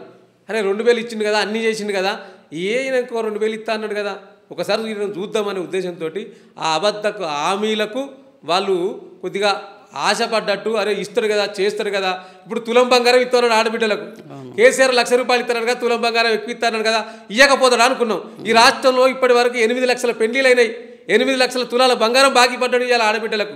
ఈ రాష్ట్ర ముఖ్యమంత్రి వాళ్ళకు మొదట నువ్వు బాకీ పడ్డావు కదా, 100 రోజులలో ఇస్తాను కదా. ఇవన్నీ నువ్వు చెప్పిన హామీలే కదా, నీ మేనిఫెస్టోలో చెప్పినావు కదా, నీ మేనిఫెస్టోలో నువ్వే చెప్పినావు కదా. ఏమన్నావు? ఇలా గ్యారంటీ కార్డు ఇస్తున్నాము, ఈ కార్డు దగ్గర పెట్టుకోండి అని బట్టి విక్రమార్క చెప్పిండు. వాళ్ళు కూడా ఇంతగానో పట్టుకొని ఈ గ్యారంటీ కార్డు ఏమైంది, ఎటుపోయింది? మళ్ళీ ఎన్నికలు వచ్చినాయి కాబట్టి గుర్తు చేస్తా ఉన్నాము. 100 రోజులు జరిగిపోలేదా? ఇక్కడ 100 రోజులు అని చెప్పి సంతకాలు పెట్టించినావు కదా గ్యారంటీ కార్డు. ఈ 100 రోజుల్లో ఎన్ని పూర్తి చేసినావు హామీలు? నేను 5 సంవత్సరాల కాల పరిమితి ఉండనియండి, నేను 100 రోజుల్లో చేస్తానే కదా మీరు ఇవి. సరే ఇప్పుడు 100 రోజుల్లో కాలేదు, 5 ఏళ్లలో చేస్తాము. నీ పాలన చేతన అయితే లేదు నీకు. మరి ఫస్ట్ దిగిపో. నీతోటి కాదు రేవంత్ రెడ్డి గారు, నీతోటి కాదు, నీతోటి ఏం కాదు. అంటే ఇది ప్రజలు ఇచ్చిన తీర్పా లేకపోతే బీఆర్ఎస్ వాళ్ళు ఇచ్చే తీర్పా? ప్రజలు చెప్తున్నారు ఇది నీతోటి కాదు. ప్రజలు 5 ఏళ్ళు కదా, ఆయనకు మ్యాండేట్ ఇచ్చింది. చేతనైతే లేదు నీకు ముందు చూపు లేదు, నీకు అనుభవం లేదు. అనుభవ రాహిత్యం వల్ల ఒక దిక్కు IAS అధికారులు ఇబ్బందుల పాలవుతున్నారు. మీ పాలన వల్ల ఒక ఆఫీసరు నిజాయితీ గల నిఖార్సైన ఆఫీసరు 10 సంవత్సరాలు ఉండగానే వాలంటీర్ రిటైర్మెంట్ తీసుకున్నాడు రిజ్యూ అనే ఒక ఆఫీసర్. మీ యొక్క పాలన వల్ల, మీ యొక్క ఇబ్బందుల వల్ల చాలామంది ఐఏఎస్ ఆఫీసర్లు బయటికి చెప్పుకోలేకపోతున్నారు మీ యొక్క ప్రెషర్ వల్ల. సో కాబట్టి మీతోటి అయితలేదు, ఇక మీతోటి కాదుగా. ఎందుకు కాదంటే ప్రతి ఒక్క మంత్రి నేను కూడా ముఖ్యమంత్రి అనుకుంటున్నాడు. ఎందుకంటే మీ భావ ప్రకటన స్వేచ్ఛ ఎక్కువ కదా మీ పార్టీలో. ఇప్పుడు మీరు మీ పార్టీలో స్వేచ్ఛ ఎక్కువ కాబట్టి మీరు ముఖ్యమంత్రి మారాలని కోరుకుంటురా, కాంగ్రెస్ ప్రభుత్వం మారాలని కోరుకుంటురా? కాంగ్రెస్ ప్రభుత్వం మారితేనే ప్రజలకు మంచి జరుగుతుంది. ముఖ్యమంత్రి ఒక్కడే కాదు. ఎందుకంటే మీది మొత్తం కుక్కలు చెప్పి నడుస్తారు. మీరు రేవంత్ రెడ్డి వైఫల్యం, రేవంత్ రెడ్డి మారితే ప్రజలకు సంక్షేమం వస్తుందా? డెఫినెట్లీ. ఇప్పుడు రేవంత్ రెడ్డి మారడం ఒక్కడే కాదండి, ప్రభుత్వం మారాలి. ఎందుకు మారాలి అంటున్నానంటే ప్రభుత్వం ఇప్పుడే ఎందుకు మారుతుందండి? 5 ఏళ్ళ వరకు ఉన్నది కదా, మ్యాండేట్ ఉన్నది కదా. 5 సంవత్సరాలకు అంకురార్పణ జూబ్లీహిల్స్ ఎలక్షను. రాబోయే కాలానికి ప్రజా తీర్పుకు అనుగుణంగా ఉండాలి అంటే, మళ్ళీ ప్రజల ప్రభుత్వం రావాలంటే, మళ్ళీ తెలంగాణ సంపదను పెంచి ప్రజలకు పంచే నాయకుడు రావాలంటే కేసీఆర్ రావాలని ప్రజలు కోరుకుంటున్నారు. దానికి పునాది రాయిగా జూబ్లీహిల్స్ ఉండబోతా ఉన్నది. ఇన్ని చెప్పారు ప్రభుత్వం ఫెయిల్ అవుతుందని, మరి మీరు వస్తారన్న నమ్మకం ఇంతగానో గట్టిగా చెప్తున్నారు. మరి దొంగ ఓట్ల గురించి ఎందుకంటే మీకు అసలు దొంగ ఓట్లు ఉండేది ఎన్ని? అది నిజంగానే మీరు గెలిచే ప్రసక్తే ఉంటే, గెలిచే నమ్మకం ఉంటే ఈ దొంగ ఓట్ల విషయాన్ని బయటికి తీసుకురావడం ఎందుకు? దొంగ ఓట్లు ఏమన్నా ఇప్పుడే కొత్తగా వచ్చినాయా? ఇవి తరతరాలుగా ఉన్నాయి కదా, మీరు మాత్రం ఎందుకు బయటికి తీసుకొస్తున్నారు ఈ దొంగ ఓట్లని? దొంగ ఓట్లు తరతరాలుగా లేవు, ఎక్కడ లేవు. ఇలా జూబ్లీహిల్స్లో నేను చూస్తున్న బూతే 246 అనే బూత్ యూసుఫ్గూడ డివిజన్లో ఫస్ట్ బయట పెట్టినాం. 39 ఓట్లు ఒక ఇంట్లో ఉన్నాయి. నేను ఏమంటున్నా అంటే ఒక ఇంట్లో 39 అపార్ట్మెంట్లు ఉండవచ్చు, ఉంటాయి కానీ ఇప్పుడు అక్కడ వ్యక్తులు లేరు, ఓట్లున్నాయి. అవును, వాళ్ళు ఊరికి పోయి ఉంటారు, పనులకు పోయి ఉంటారు. అభ్యర్థి గెలవలేడనే ఒక భ్రమలో ఉన్నాడు కాబట్టి దొంగ ఓట్లతోటన్నా గెలవాలి. ఎందుకంటే వాళ్ళ నేచర్ అది. ఇప్పుడు మనం చూసినాం కదా చాలా సందర్భాలలో, వీళ్ళ యొక్క నేచర్ గురించి మనం మాట్లాడుకున్నాము. సో కొత్తగా చెప్పాల్సిన అవసరం లేదు. దొంగ ఓట్లు అంటే ఏంటి అండి, పక్క నియోజకవర్గాల్లో ఆ పక్క నియోజకవర్గాల్లో వాళ్ళ చుట్టాలందరినీ కూడా దొంగ ఓట్లు లేరు. దొంగ ఓట్లు 10% ఉంటాయా మీ లెక్క ప్రకారం? 10%. మీరు ఇంత మెజారిటీ, ఇన్ని వైఫల్యాలు ఉంటే మీరు ఎంత మెజారిటీతో గెలవబోతున్నారు? మీరు మేము బ్రహ్మాండమైన మెజార్టీ తోటి సరాసరి 4 లక్షల ఓట్లు ఉన్నాయి మొత్తానికి. 4 లక్షల ఓట్లు ఉంటే అన్ని ఓట్లు 50% పోల్ అయితే 2 లక్షలు. మీరు ఎంత మెజార్టీ వస్తుంది? 2 లక్షల ఓట్లలో బ్రహ్మాండమైన మెజార్టీతో నాకు తెలిసి అంచనా దాదాపుగా 40 నుంచి 45,000 ఓట్లతోటి మేము గెలవబోతా ఉన్నాం. చూడండి మీరు ఇంత పెద్ద గెలుపులో మళ్ళీ దొంగ ఓట్ల వ్యవహారం ఎందుకు? 45,000 బయట పెట్టాలి కదా. ఒక పార్టీగా, ఒక ప్రతిపక్ష పార్టీగా మా బాధ్యత అది. మీరు ఏం చేస్తున్నారో తెలుసుకోవడం మా బాధ్యత. మేము తెలిసినాకనే కదా ఎక్కడెక్కడ ఏ బూత్లలో ఇప్పుడు ఎలక్షన్ కమిషన్ వాటి మీద చర్యలు తీసుకుందా? ఎలక్షన్ కమిషన్ మీరు చెప్పిన దాని మీద సర్టిఫై చేసిందా? చర్యలు తీసుకున్నదా? డెఫినెట్గా ఎలక్షన్ కమిషన్ వాళ్ళు డ్యూటీ చేస్తూ ఉన్నారు కదా. మేము చెప్పినాక వాటి అన్నిటి కూడా ఆ ఇళ్లకు పోయిండ్రు, చూసిండ్రు, వాళ్ళ ఎక్కడ ఓట్లు ఉన్నాయా సర్టిఫై చేశారా? సర్టిఫై చేస్తుందండి, చేయరు కదా, చేయనియరు కదా. అంటే మీరు చెప్పింది అబద్ధమే కదా? అబద్ధం ఎట్లేదు, నిజం. మేము చూసినాం కదా, ఎక్కడెక్కడ ఎన్ని ఓట్లు. ఎలక్షన్ కమిషన్ చెప్తేనే కదా సార్ నిజమయ్యేది. ఇప్పుడు ఎందుకు వాళ్ళు చేయరు కదా? ప్రభుత్వం వాళ్ళ కంట్రోల్లో ఉన్నది. ఎలక్షన్ కమిషన్ స్వతంత్రంగా ఉంటుంది కదా. స్వతంత్రంగా ఉంటుందని మనం అనుకున్నాం, కానీ స్వతంత్రంగా ఉన్నట్టు కనిపిస్తలేదు. ఉన్నట్టుంటే ఇవాళ ఎలక్షన్ లో మాకు బైండ్ ఓవర్ చేసింది కదా. చేస్తుంటే ఏం చేస్తుంది? నిద్రపోతుంది. బైండ్ ఓవర్ చేసింది కదా. ఇలా స్వతంత్రంగా ఉండడం వల్లనే కదా బైండ్ ఓవర్ చేసింది వాళ్ళ డాడీని. నేనేమంటున్నా అంటే ఒక్క స్వతంత్రంగా ఉండి బైండ్ ఓవర్ చేయడమే కాదు, ఇలా ఈ ఎలక్షన్లు మేము విజ్ఞప్తి చేస్తున్నాం. ఇలా మీ ఛానల్ ద్వారా విజ్ఞప్తి చేస్తున్నాం ఎలక్షన్ కమిషన్కు. ఈ ఎలక్షన్ను నిష్పక్షపాతంగా జరగాలంటే, ప్రజలు భయభ్రాంతులకు గురి కాకుండా స్వేచ్ఛాయుతంగా ఓటు హక్కు నమోదు చేసుకోవాలంటే మీరు వాళ్ళను బైండ్ ఓవర్ చేయడం ఒకటే కాదు, వారు చేస్తున్న అరాచకాలను అరికట్టాల్సిందే. సెంట్రల్ కమిషన్ను అంటే అబ్జర్వర్ను పంపాలి. అదేవిధంగా అక్కడ మొత్తం సెంట్రల్ పోలీస్ వ్యవస్థను మోరిస్తేనే ప్రజలు స్వేచ్ఛాయుత వాతావరణంలో ఓటు హక్కు చేసుకోవడానికి అవకాశం ఉంటుంది. ఎందుకంటే మా కళ్ళ ముందు కనిపిస్తున్నాయి వాళ్ళ యొక్క చేష్టలు. ఇలా దొంగ ఓట్ల నమోదు నుంచి మొదలు పెడితే ఇవాళ ప్రచార సరళిలో జరుగుతున్న పరిణామాలను కనుక ఒకసారి గమనిస్తే ఇవన్నీ జరుగుతాయి. రేపు భవిష్యత్తులో కూడా అంటే ఇంకా దగ్గరికి వస్తూ ఉంటాయి. కొన్ని ఓట్లలో రిగ్గింగ్ జరుగుతుందట, వాళ్ళు చెప్తున్నారు కిందికి పోతుంటే. యూసుఫ్గూడలో నేను చెప్తున్నా, నా దృష్టికి వచ్చింది 168వ బూతు, 169వ బూతు. నేను ఆధారంతో సహా చెప్తున్నా, ఫేక్గా చెప్తలేను. ఈ బూతులలో ఒక 2-3 బూతులలో రిగ్గింగ్ కూడా జరుగుతుందట. ఎందుకంటే వాళ్ళ యొక్క అనుచరగణం అక్కడ ఉన్నది. వీరి యొక్క నవీన్ యాదవ్, శ్రీశైలం యాదవ్కు సంబంధించిన ఒక ఈ జుంపాల బ్యాచ్ ఒకటి ఉంటుంది. జుంపాలు వేసుకుంటారు వాళ్ళంతా, ఇట్లా జుంపాలు కట్టుకున్నారు. ఆ బ్యాచ్ దిగుతున్నది అక్కడ. ఆ బ్యాచ్ అయితే అందరూ భయపడతారట, భయభ్రాంతులకు లోనవుతారట. అందుకే అంటుండు కదా, నువ్వు 9వ తారీఖు నాడు బయటకు పో, మేము చూసుకుంటాం అంటాడు కదా ఆయన. చెడ్డి గ్యాంగ్ అన్నట్టు ఎక్కడనైనా ఎక్కడ ఉప ఎన్నికలు జరిగినా రాష్ట్ర వ్యాప్తంగా మోరిస్తారు ఏ పార్టీ అయినా. ఇప్పుడు మేము 9వ తారీఖు దాకా ఉంటాం. 9 తర్వాత మొత్తం ఆయన అనుచరగారం మొత్తం దిగుతుందట. అక్కడ దిగి అందరినీ భయభ్రాంతులకు గురి చేస్తారట. ఇది చెప్తున్నారు. కాబట్టి దయచేసి దీన్ని పరిగణలోకి తీసుకోండి. ఎలక్షన్ కమిషనర్ గారికి విజ్ఞప్తి చేస్తున్నాం. ఇది మేము ఆల్రెడీ రిటర్న్ గా కూడా మీకు ఇచ్చినాము, రిటర్న్ గా కూడా ఇచ్చినాము. మళ్ళీ చెప్తా ఉన్నాం, ఈ వేదిక ద్వారా, ఈ యొక్క సోషల్ పోస్ట్ వేదిక ద్వారా చెప్తా ఉన్నాం. తప్పకుండా ప్రజలు స్వేచ్ఛాయుత వాతావరణం. మనం ఏ కాలంలో ఉన్నామండి? మనము ఇంకా 1948 కాలంలో లేవు మనం. ఇది మొత్తం ప్రపంచం అంతా కూడా గ్లోబలైజేషన్ వైపు చూస్తూ ఉన్న సందర్భంలో ఏది ఇక్కడ చిటుక్కున ఏది జరిగినా చిటుక్కున తెలిసిపోతున్నది సోషల్ మీడియా ద్వారా. సో కాబట్టి వీటిని ఎప్పటికప్పుడు అబ్జర్వ్ చేస్తూ, దయచేసి అబ్జర్వ్ చేస్తూ నిష్పక్షపాతంగా ఎన్నికలు జరిగే విధంగా చూడాలి. ఇలా రేవంత్ రెడ్డి చుట్టుకోటరు కూడా వాళ్ళే ఉన్నారు. నిన్న మీటింగ్లో కూడా ఫిలిం ఫెడరేషన్ సంబంధించిన అనిల్, ఆయన మీద కూడా దాదాపుగా 20 కేసులు ఉన్నాయి. 6 నెలలు జైల్లో ఉండి వచ్చిండు. నీ చుట్టూ కోటరంతా ఏం చేస్తున్నది? వాళ్ళు నిన్ననే ఆ యొక్క మీటింగ్లో కూడా గలాట చేసిండ్రు. వారి యొక్క ఆ ప్లాట్లలో ఈ ఫిలిం సంబంధించిన ఇక్కడ ప్లాట్లు కట్టిరు కానీ ఇక్కడ చిత్రపురి కాలనీలో జరిగిన 100 కోట్ల స్కామ్ జరిగిందట.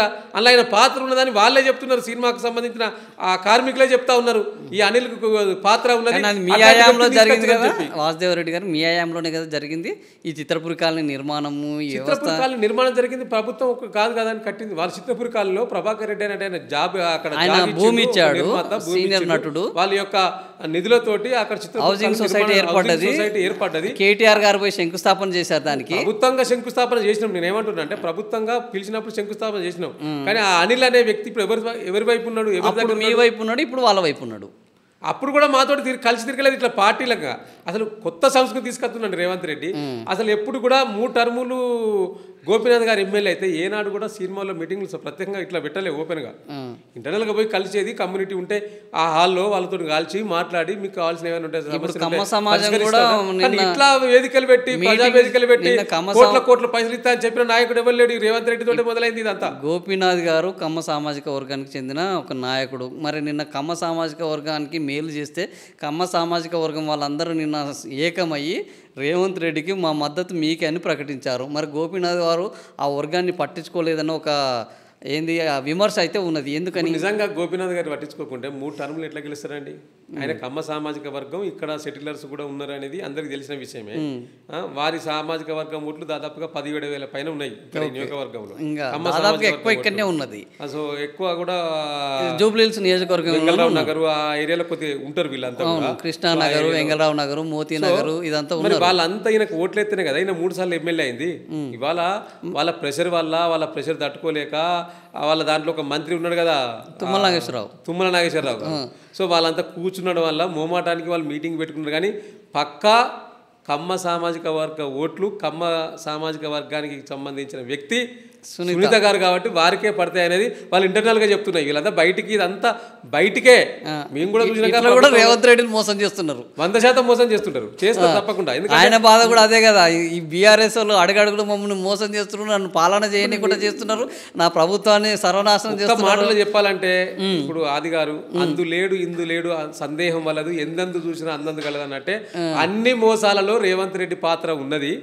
రేవంత్ రెడ్డి చేసిన మోసం చేస్తున్నారు, రేవంత్ రెడ్డికి మోసాలకు బలైన ప్రజలు ఉన్నారు కాబట్టి ఆ ప్రజలు ఈ సమయంలో మంచి నిర్ణయం తీసుకోబోతా ఉన్నారు, మంచి కరెక్ట్ నిర్ణయాన్ని ప్రకటించబోతా ఉన్నారు. నవంబర్ 11న డబ్బాలలో వేయబోతా ఉన్నారు. మనకు తెలిసిపోతుంది 14వ తారీఖు నాడు రిజల్ట్ ఉన్నట్టున్నది. ఆ 14వ తారీఖు తేలిపోతుంది కదా, వాస్తవం ఏందని తేలిపోతుంది. కాబట్టి ఒక్క మాటలో దీనికి ఇది మంచి సమయం, సందర్భం. ప్రజలకు కూడా విజ్ఞప్తి చేస్తూ ఉన్నాం, మీ యొక్క సోషల్ పోస్ట్ ద్వారా ఈ యొక్క జూబ్లీహిల్స్ ఉప ఎన్నికల్లో రేవంత్ రెడ్డి గారికి ఒక్క చురుకు అంటిస్తేనే మీకు ఇచ్చిన హామీలు నెరవేరుతాయి. కాబట్టి ఆ దిశగా ఆలోచిస్తారు. లేకపోతే ఏమైతే నేను ఏం చేయకుండా నాకు ఓటేసిండ్రు, నాకు ఏం కాదంట. నేను కాంగ్రెస్ నాయకులకు కూడా విజ్ఞప్తి చేస్తూ ఉన్నా. ఇప్పటికే చాలామంది అవకాశాల కోసం వేచి చూస్తున్నారు, చాలామంది పనిచేస్తున్నారు మొదటి నుంచి వెళ్ళి అవకాశాలు రాక. వాళ్ళందరికీ కూడా విజ్ఞప్తి చేస్తున్నాం, ఒక్కసారి ఈ జూబ్లీహిల్స్ ఎన్నికల్లో మీ పార్టీ అభ్యర్థి ఓడిపోతే మీ అందరికీ పదవులు వస్తాయి, ఇది గ్యారంటీ. ఇది గ్యారంటీ. కార్పొరేషన్ చైర్మన్ కావాల్సుకున్న వాళ్ళు, ఎమ్మెల్సీలు కావాల్సుకున్న వాళ్ళు తప్పకుండా ఈ ఎన్నికల్లో మీ కాంగ్రెస్ పార్టీ ఓడిపోతేనే మీకు పదవులు వస్తాయి. ఆలోచన చేయండి, ఒకసారి ఆత్మపరిశీలన చేసుకోండి. మీకు కూడా గదే కనిపిస్తున్నది, లోపల ఓడిపోతేనే మేము చెప్పినట్టు వింటారు అని అనిపిస్తున్నది. ఒకసారి కనుక గెలిస్తే ఇంకా రేవంత్ రెడ్డి ఎవరికి అపాయింట్మెంట్ ఇయ్యడు, ఎవరికి కలవడు, మీకు అవకాశాలు కూడా రావు. ఇది గుర్తుపెట్టుకోండి. థ్యాంక్ యూ అన్న, మీ స్ట్రాటజీ చాలా బ్రహ్మాండంగా ఉన్నది. చివరికి కాంగ్రెస్ వాళ్ళకు కూడా మీరే పిలుపులు ఇస్తున్నారు, కాంగ్రెస్ వాళ్ళు ఏం చేయాలో చెప్తున్నారు. సో థ్యాంక్ యూ, వీడికి వచ్చి ఇన్ని విషయాలు చెప్పినందుకు. మీరు సమయం ఇచ్చారు, మాకు మీ వేదిక ద్వారా మాట్లాడే అవకాశాన్ని ఇచ్చారు. తప్పకుండా ప్రజలు వీటన్నిటి కూడా చూడాలి, గమనించాలి, మీరు సరైన నిర్ణయం తీసుకోవాలని విజ్ఞప్తి చేస్తున్నాం. ఓకే, సో ఇది వాసుదేవరెడ్డి గారి యొక్క ఎన్నికల శంకారావం. మొత్తానికి కాంగ్రెస్ వాళ్ళకు న్యాయం జరగాలన్నా, జూబ్లీహిల్స్ ప్రజలకు నిధులు రావాలన్నా, ఈ రాష్ట్ర ప్రజలకు మేలు జరగాలన్నా ఈ ఎన్నికల్లో కాంగ్రెస్ ఓడితేనే మేలు జరుగుతుంది అంటున్నారు. మరి మేలు ఓడితే జరుగుతుందా, గెలిస్తే జరుగుతుందా? జూబ్లీహిల్స్ ప్రజలు రేపు 11వ తేదీన పోలింగ్ జరగబోతుంది, 14వ తేదీన ఫలితాలు రాబోతున్నాయి. ఈ ఫలితం నిజంగా కూడా ఒక ఉత్కంఠభరితమైనది. ప్రజలు ఈసారి ఎలాంటి తీర్పు ఇస్తారు అనేది రాష్ట్ర వ్యాప్తంగా మాత్రం ఎదురు చూస్తున్నారు. ఏం జరుగుతుందో చూద్దాం, మళ్ళీ ఆ రోజు మాట్లాడుకుందాం. Thank you for watching.